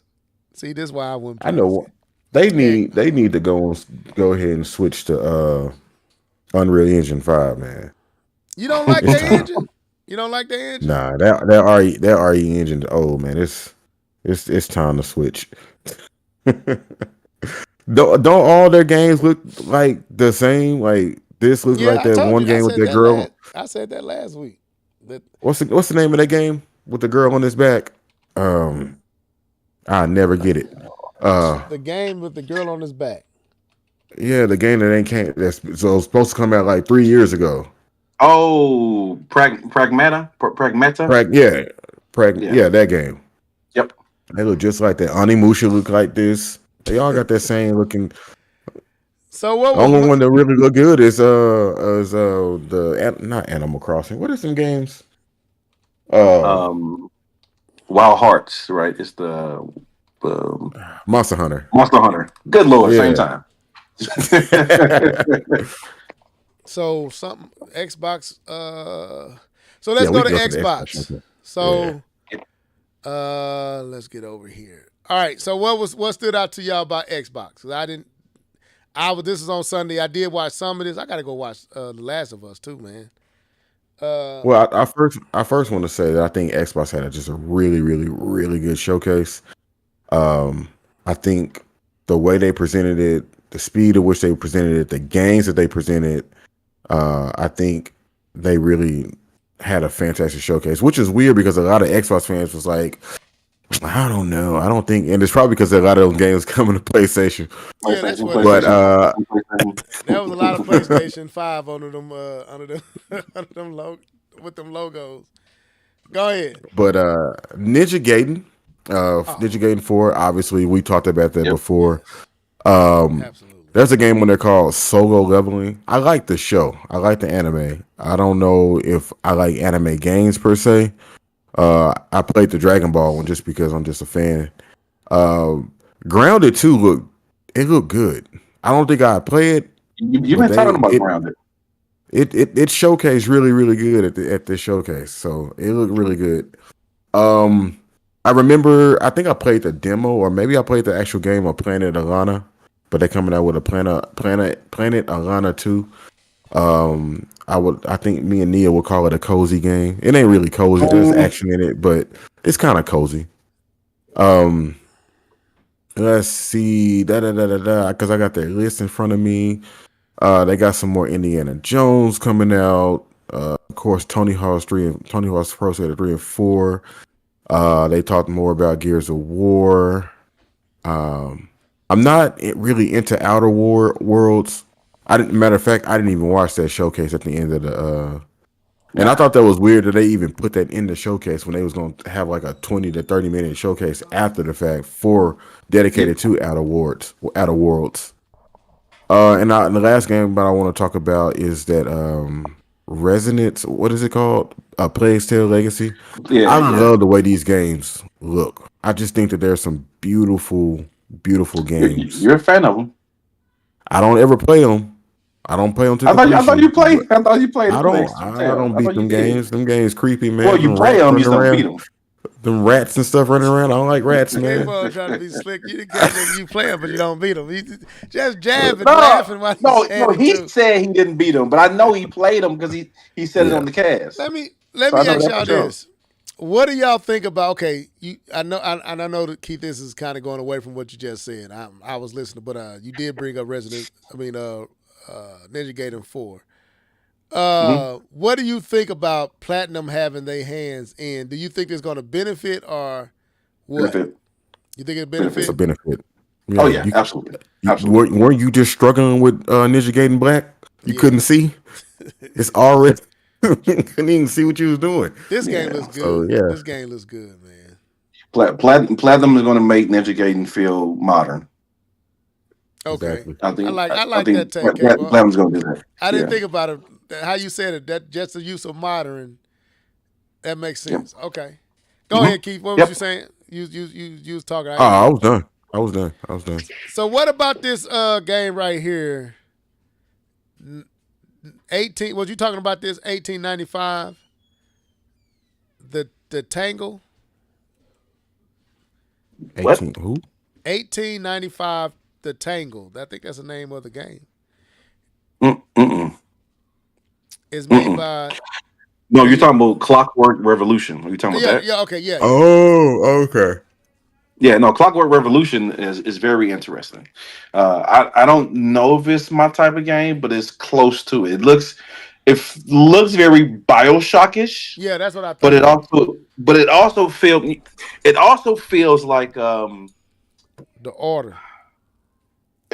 No, it doesn't feel like The Order to me. It feels more like, I'm trying to think of what was the game Bethesda make. I don't know if it was Obsidian made it. It was with the black dude in there, and he kept going back in time. Talking talking about time. Something Loop, Deathloop. Yeah, Deathloop. Deathloop.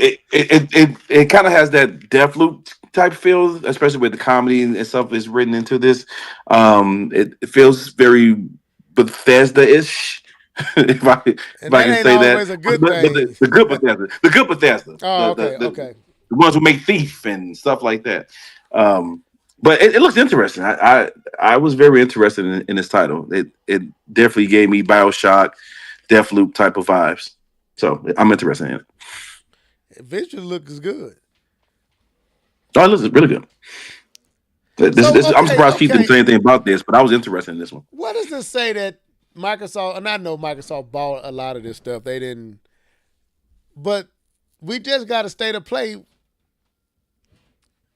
What do y'all think about Microsoft to the state of play? Is it not even comparable? So Sony state of play? Yes. With Microsoft sold a lot of games, and I know that they bought most of these studios. They didn't organically develop this stuff. They bought the studios and the games that came with it. But they showed a lot of games. A lot of good-looking games, too. And we just had a state of play, and most of what we've seen at state of play is third-party stuff. Even though there were about all these games three, four titles that was not that was not going to every system. But yes, Right. Majority of them were third-party. And everything. Did you notice? Go ahead, K-Bum. No, I'm gonna ask K-Bum. The 3 or 4 titles that were strictly on Xbox. Would you play those games? No, I was talking about the Sony. Sony. Okay. It was Sony only had about 3 titles. No. So I actually paid attention to that because you actually mentioned that in the chat that when you and Nia watched this, that the ones that didn't come over made sense, and so I was also trying to guess which ones those were as they were showing them, and I was close to getting them all right, and know that they were to be titles that I personally would play. I had an assumption. I was like, because they was like, oh, they all going to PlayStation. I was like, that game not going to PlayStation. It was that clock tower looking thing, not Clock Tower Revolution, but it was like the little tower, watchtower with the legs and stuff. I was like, that PlayStation gamers ain't finna play that. And sure enough, it's not going to PlayStation. It was nice looking to me, but I do have to say it was very hard to. It was hard to, as you're watching this, because everything, like, I don't know what's first party Xbox and what's not.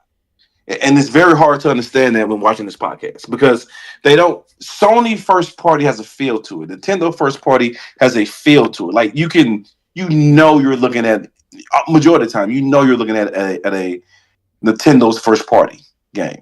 Mm-hmm. You pretty much know it, and you know when you're looking at a PlayStation first party. You have that cinematic type of gameplay, right? And you can almost tell that this is first party. Watching this showcase, I don't know what's first party. It was not. It's just branded Microsoft. It's the ROG Ally. It's just branded Microsoft. I don't know what they don't have a Microsoft's identity. Yeah, Microsoft does have identity. It's called money. That's why they're green. That's their identity. Whatever makes them money, that's their identity. And this zombie one too. I don't know if it was a zombie one.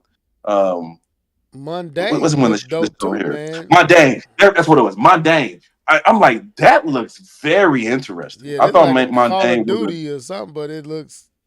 No, it was. It's like a. It's good, like a zombie type game, but it also made me feel like the game that Keith played with Watchdog when you had different people you were playing as. So I don't know if you take control of those different people. It wasn't really clear, but there's different people you play as in the game. So I don't know how that story works or intertwined with it. But I thought it was dope. I thought it looked good. I think it's going to be a dope game. I would definitely it's something that I would want to play. I would say that. It looks good. I thought it was. I was wondering what y'all think about Call of Duty. I was like, that's not Call of Duty, but it looks good. It looks dope. I do want to say that I never played Watch Dogs Legions. I want to put a little respect on my name. I never played Watch Dogs Legions. My bad. Just Watch Dogs 2. Watch Dogs 2 was your game. Watch Dogs 2. There we go. My bad. Coming to PlayStation 5, K-Bun, so you definitely gonna get to play it. All right, so we'll see about spending that money. We'll see. What else did we see over here? Because we getting long in the tooth. I don't want to. Let's just say this: Xbox was good. It was good. I'm taking y'all word for it. I didn't watch it thorough enough to give my honest assessment, but based on what y'all saying and what I'm hearing, Nia and different ones in the comment section saying, it was good. So, give your grade on it. And then we'll talk about this ROG Ally. And then we got to talk about Nintendo breaking records. Then we get out of here. Oh, I give them a solid B plus, maybe an A. I don't know. It was really, really good. They had a really good showcase that kept my attention. They had hardware, which we're going to talk about. They had games for everybody because, as K-Bone just mentioned, they don't really have an identity. But yeah, I give it an A. I give it an A. I think they did. I'm gonna give them an A. I think Microsoft really stepped it up from the things that we've used to talk about with Microsoft. No, I can't do them like that this time. They did good. Okay, K-Bone. I'm gonna give them a B plus. The reason why I can't give them an A because I don't think there was a banger here that was shown. I think the last showcase. Gears we knew that was coming. They already said that. Gears Reloaded ain't a banger. They already said. They already talked about Gears Reloaded. They spoiled that beforehand. Oh, okay. That's not new news. I actually just added that to my system. But the one that we gave them an A on is when they dropped that Ninja Gaiden 4. That was a surprise. That was a banger. That was a bomb. They got an A for that showcase. To me, they didn't drop anything here that was like, oh man, that's a banger. So I can't give them an A because to me, there's no banger. There's a lot of good games. There's a lot of games that I think is going to be dope. That's going to bring more people to their platform. I think this is Xbox at their finest. Mm-hmm. Gears starting to which is making money everywhere. But they get a B plus because to me it wasn't a nothing came out and blew me away and was like, oh man, yes, absolutely, like Ninja Gaiden did. So B plus for me. Nia said a B solid. Gears, I know they reloaded it, but they might need to reload it because it looks dated still. Yep. That don't look good at all. It looks ugh. We reloaded. Yeah, they need to reload it or reboot it, then load it back up. So let's talk about this Rogue Ally. Xbox. So they got two. Well, is it two versions? A white one and a black one. So I don't know. I know the black one is more powerful than the white one. So you got the raw Xbox Ally and the raw Xbox Ally X. Lord, Who would this be what named, is bro? up They with these racist. names and overuse of X? So you got the Xbox Rogue Ally and then the Xbox Rogue Ally X. Why they just That's won't call it correct. the Rogue? Well, they already got a Rogue X, don't they? So anyway, Yeah. so all right. First of all, give me your thoughts on it. I know K-Bum, you kind of shared some stuff about it. Keith, you kind of had some intel on it. Comic Book Crunch said that he gave them an A. Okay, that's what's up, Comic Book. So, give me your thoughts on the Rogue Ally Xbox X and the Xbox Rogue Ally. Well, I was initially. Oh, go ahead, K-Bone. You're right. I've been going first. Go I'll ahead. be quick. So with this game, I said I was going to explain some of a point that I left off for Nintendo. I think I think it's cool. I like the system. I think they have some pretty good technology in it. I think they did a good job with the branding of Xbox. I think the processor inside of it is going to be good. I think it looks nice. The screen looks nice. The controllers look like they're in good position and looks like it can be very functional. But the reason why I prefer the Switch 2 over these other systems, I have OLED TVs. I want to play gaming systems also on my OLED TVs. And if this is going to be handheld only, then it's Switch 2 all day.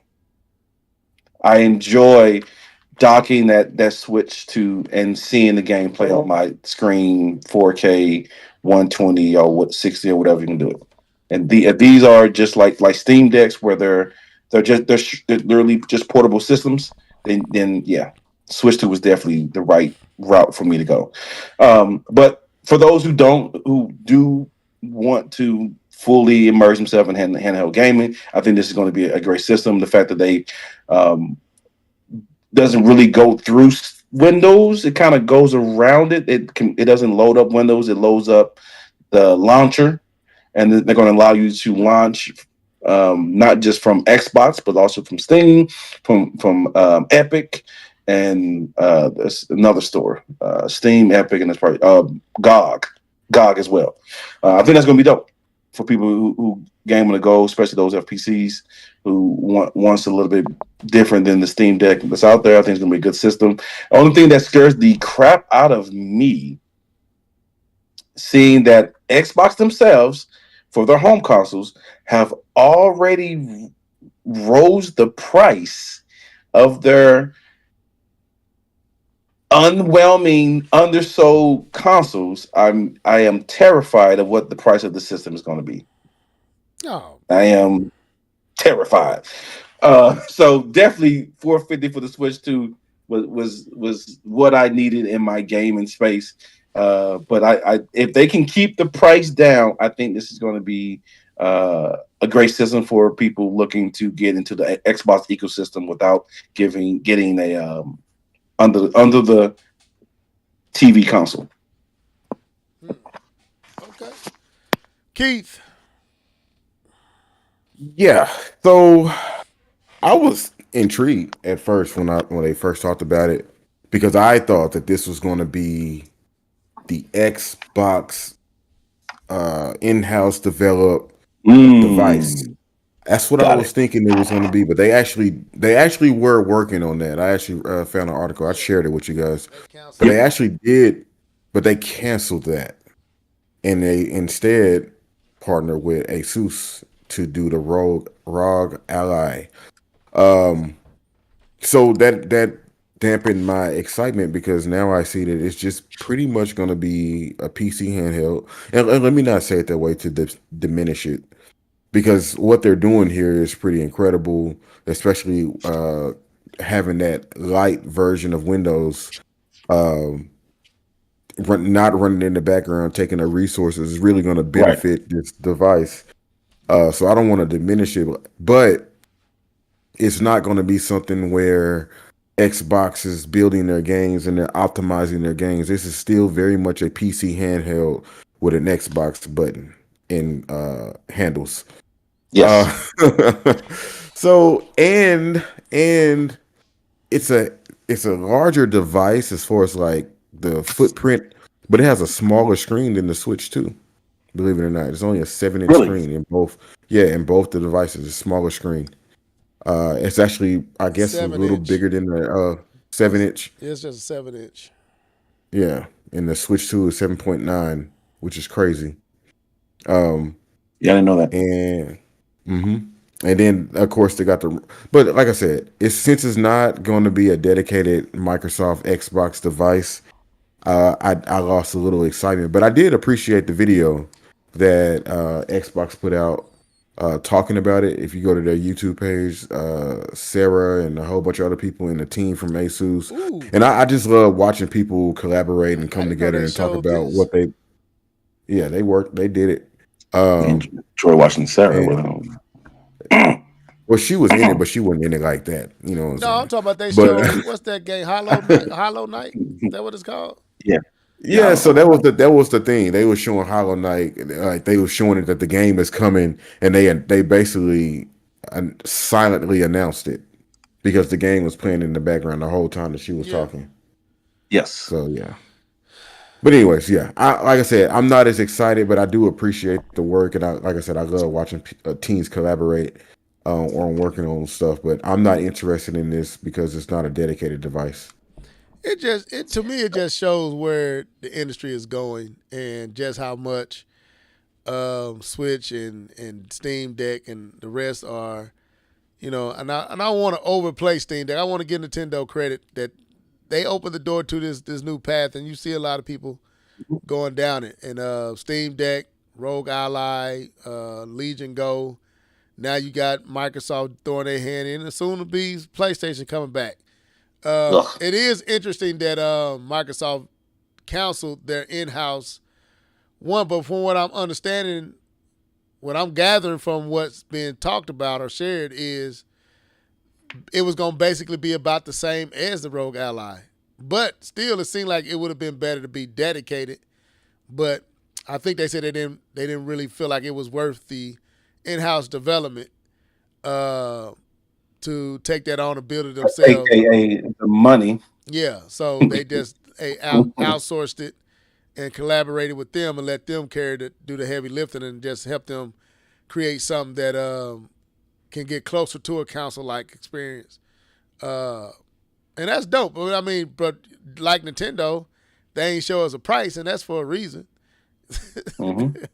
Because they're probably still trying to find out too, because of the tariffs. They're probably still trying to find out because of the tariffs too as well. This thing gonna be expensive, man.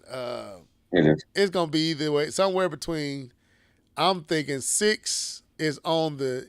You pray that it's 600, but I doubt it'll be 600. I think it's gonna be somewhere between 7 and 9. 7 and 9. That's the number. 900, somewhere around there. And then once that happened, we all said it in the chat. Once people start seeing these prices and then they see the handheld from PlayStation, they're gonna hush up about that 450. Real talk.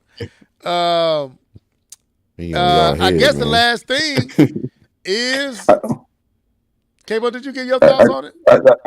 Yeah, I did. But one more thing, one more take I wanted to have on, and so I'm a pump myself up a little bit on this.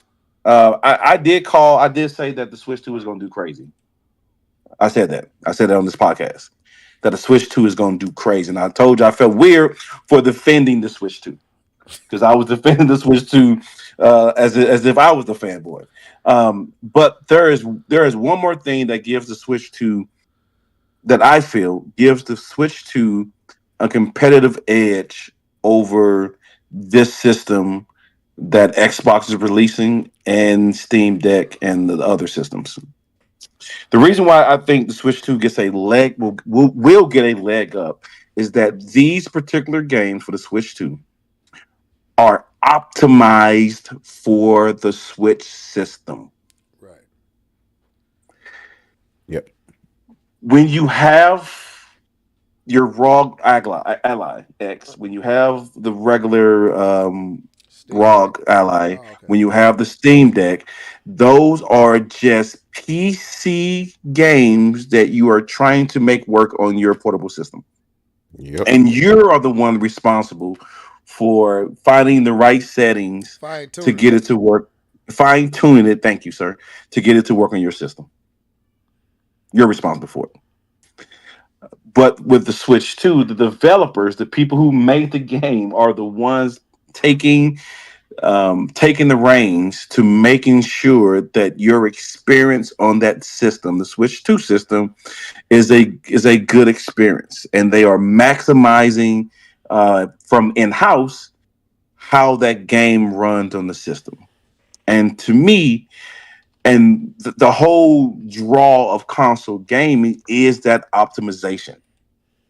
You're not going to get that with the ROG Ally X, but you will get that with the Switch 2. And from that, even Digital Foundry agreed with that. That allows for certain games or some games in the systems to play better or look better than non-optimized versions of them. And so for me, again, here I go defending Nintendo. I think that does to me give a competitive edge to this new system that's coming out for Xbox, and why I felt comfortable enough with spending my money on the Switch 2 than waiting for the release of this Xbox handheld. I just thought I'd say that, get it out there. That's my piece. And taking over the reins from there, we want to go into the sales. We end on this. So, yeah, I did my rant earlier, and I said it didn't work, and this is why. Nintendo Switch 2 set record, selling over 3.5 million units globally in first 4 days. The new, more powerful console is the fastest selling Nintendo game system ever, and is actually the fastest system seller ever.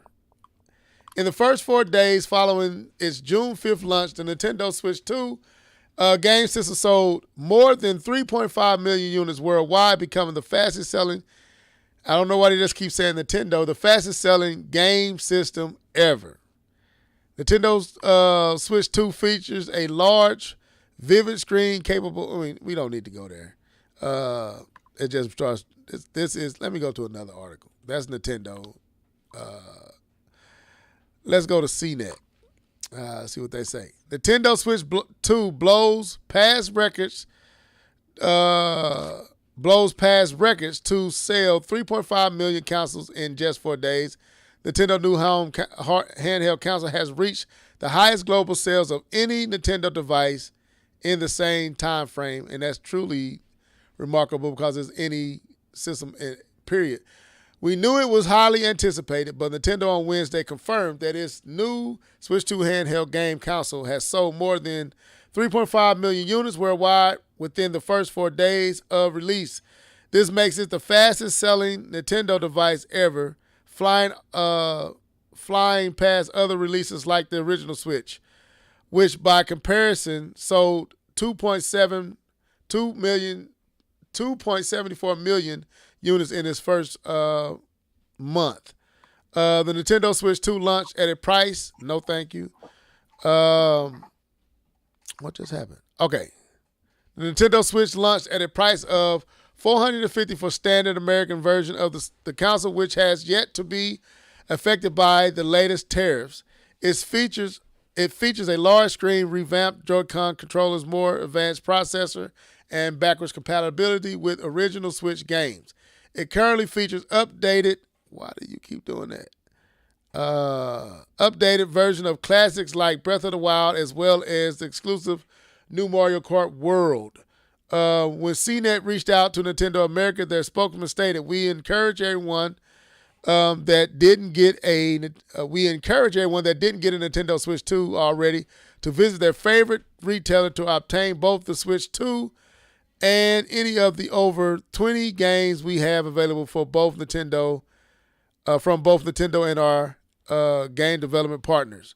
We worked hard to replenish our retail partners with a steady stream of products as we make every effort to meet demand. Despite massive early day sales, the Switch 2 still has a long way to catch up with the original Switch, which has sold over 150 million units since 2017 release date. Everybody trying to act like this ain't the number one selling. Why they leaving that tidbit out?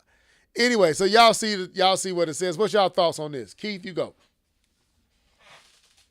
Yes, that's impressive. I think everybody was feeling the same way. Like, you better go get this thing now. Like you just said, the tariffs. But also, I think the Switch really resonated with people, and I think people were really paying attention. I mean, I've heard your stories about people that you didn't even think were gaming like that. I've heard some stories from Nia. K-Bone just had a whole Mario Kart party. I think the Switch is just really resonating with people, and it is a testament to Nintendo getting certain things right. It's not perfect. We mentioned some stuff here tonight, but I think that's amazing. Still can't do it as great in Europe. I heard that they're still lagging behind in Europe for some odd reason, but everywhere else, people are really out and enjoying the Switch. And even the people who said that they weren't going to enjoy the Switch, they bought one too. You hypocrites. K-Bone.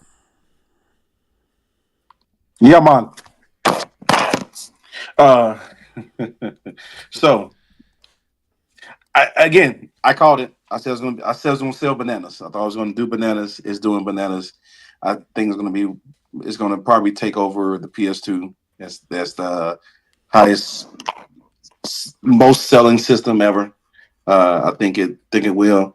I think third parties are going to help usher that in, and I think this is going to put, as long as Nintendo doesn't do anything crazy or stupid to mess this up, the money's going to flow, and they got a winner in their hands and right now, and I think 3.5 million is dope, especially with everything that we saw with the tariffs and them having to move production and them having to move systems early. They kind of had some things they had to juggle around to get to this monumental moment, but I think it's dope. I hope Nintendo does well. I hope I get good use out of my Nintendo Switch too, and I'm excited for what else they can bring. But this news of being the fastest selling console, I think is dope.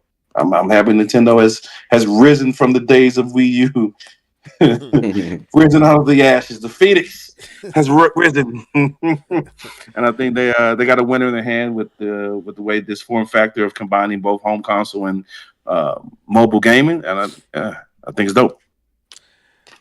Yeah, I think it's dope, and it's just the beginning. I think them numbers are not even the actual what they actually moved. I think that's what we know them was just that 3.5 million is simply those who pre-ordered it, and a lot of that is Japan. But I'm going to read this, man, just to show y'all just how weird these people who cover this thing is. Listen, it says the Switch 2 has already sold 3.5 million units, making it Nintendo's fastest selling console yet.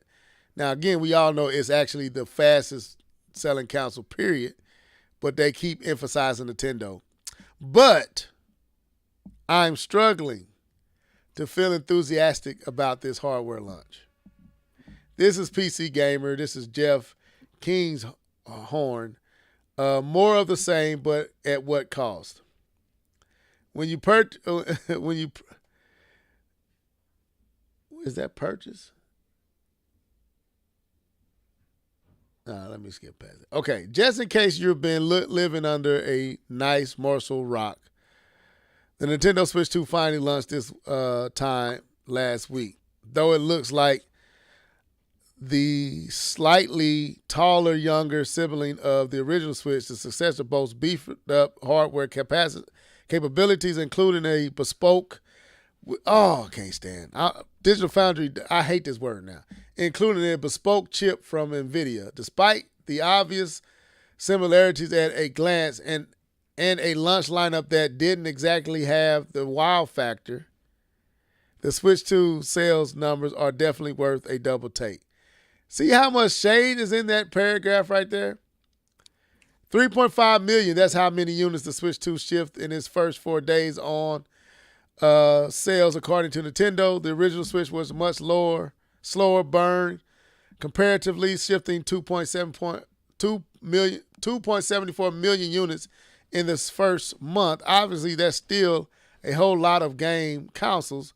The original Switch still wears the crown for Nintendo's best-selling console, having shipped 152.12 million hardware units in total as of March 2025. Still, if it keeps up this pace, the Switch 2 could well be on its way to breaking the record all over again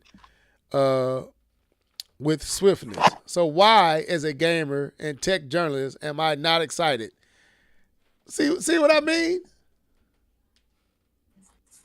About a whole new Nintendo console dropping this month, beyond the fact that I write for a website called PC Gamer, after setting up the Switch 2, navigating past the almost identical UI. Anyway, see, this is what I'm talking about, people. The same stuff we have done for every other system is a problem with the Switch. But anyway, y'all see it. Y'all see the hate. Y'all see it all. It's out there. But despite these haters, Switch 2 still is dominating. That's all that matters. So, with that being said, we are done for tonight. Thank y'all for tuning in. Y'all got a rant. Yeah, that's what they doing. That's what I'm saying. These journalists are disingenuous. But I'm going to let these dudes sign out, starting with K-Bomber 20. Go ahead, bro. Yes, the boy K-Bomb has the Switch 2. I have ushered in a new gaming. Call me a Nintendo fanboy. I'm here. And you official now. I'm in the group. No. But I'm going to continue to be honest about the system. I'm going to continue to be honest about my pros and cons for it. But this just shows, I've been trying to tell people for months. I play video games. I don't care about Xbox. I don't care about Sony. I don't care about Nintendo. I'm going to play video games. And if you have a game on the system worth playing, I will purchase your system to play it. And so that's just how I feel. But I will continue to be honest about the system. Continue to be have my critiques and have my loves about it. And look forward to next time. And if you guys have a Switch 2, we can't message you, but find a way to hit us up. My name is KBomb20. Send me an invite on the Switch 2. We do sometimes have some Mario Kart parties when we kind of hop in and play some Knockout. Let us know, and we'll be happy to bring you in. You can play as well. If we get a big enough group, maybe we can have a certain day that we kind of meet up and play. That'll be dope. But yeah, that's K-Bomb signing out. Okay. How many people can you have in one group? I know they said up to 12 or 14 or something like that. I have no idea, sir. Man, if we could get all of us in a knockout, that'd be dope. All right, go ahead, Mr. Norris. Knockout, just see me in the top. You know what I'm saying? See me in the up there. You ain't gonna see me back there. See me up there. No, let me stop. No, great show. We got a double head rant. I'm excited as a gamer. Like I was talking about, PC games. And it's just a bunch of games coming. Some Xbox games, Nintendo games. But one of the things I'm most excited about with this era of video games that we're in is Nintendo dropped a surprise game on us, a surprise game announcement on us in their app. And of course, they announced it on Twitter, and then Twitter took it. But we're in an era where Nintendo just say, hey, we're gonna just announce a game when we want to. Even though everybody else has had their showcase, we're gonna announce one game, and I like those little surprises. I love those little surprises. Similar to how Microsoft dropped that one game with the dancing guitar. What was it called? Whatever. It don't even matter at this point. But gaming is in a good space. If you don't have anything to play, you need to check your taste. There's a lot of great games out. But anyway, that's all I gotta say, man. Thanks for everybody showing up and kicking it with us 1 week after the launch of the Switch 2. Appreciate it. Yes. Thank you guys for tuning in on tonight. We try to shout out everybody in the comment section. I thought I saw DJ Fanatic. I didn't get you in there, sir, but I got you right now. And the rest of you guys, y'all kept us company all night. Yes, you gotta rant out to me. I've been holding that in. And I really want to go in harder. I wanted to say some names, but they told me don't give it to them. So we won't do that. But enjoy your Switch if you got one. If you haven't got one, you're still waiting, or haven't got the money up to get one yet. Just hold out. It's a good system. It definitely has things that it can grow in and improve, but it's a good system. I'm having a good time. I'm happy to be here. I haven't even looked back to my old Switch. It's in my daughter's room. They play it. I don't miss it at all. I don't miss that Switch at all. I'm so happy to be over here in the land of HDR and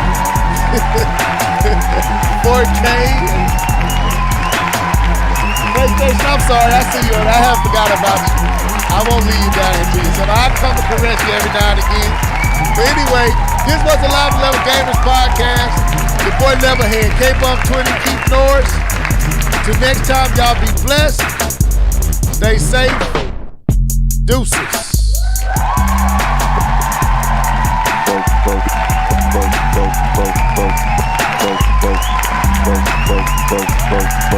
We got smashed, bro.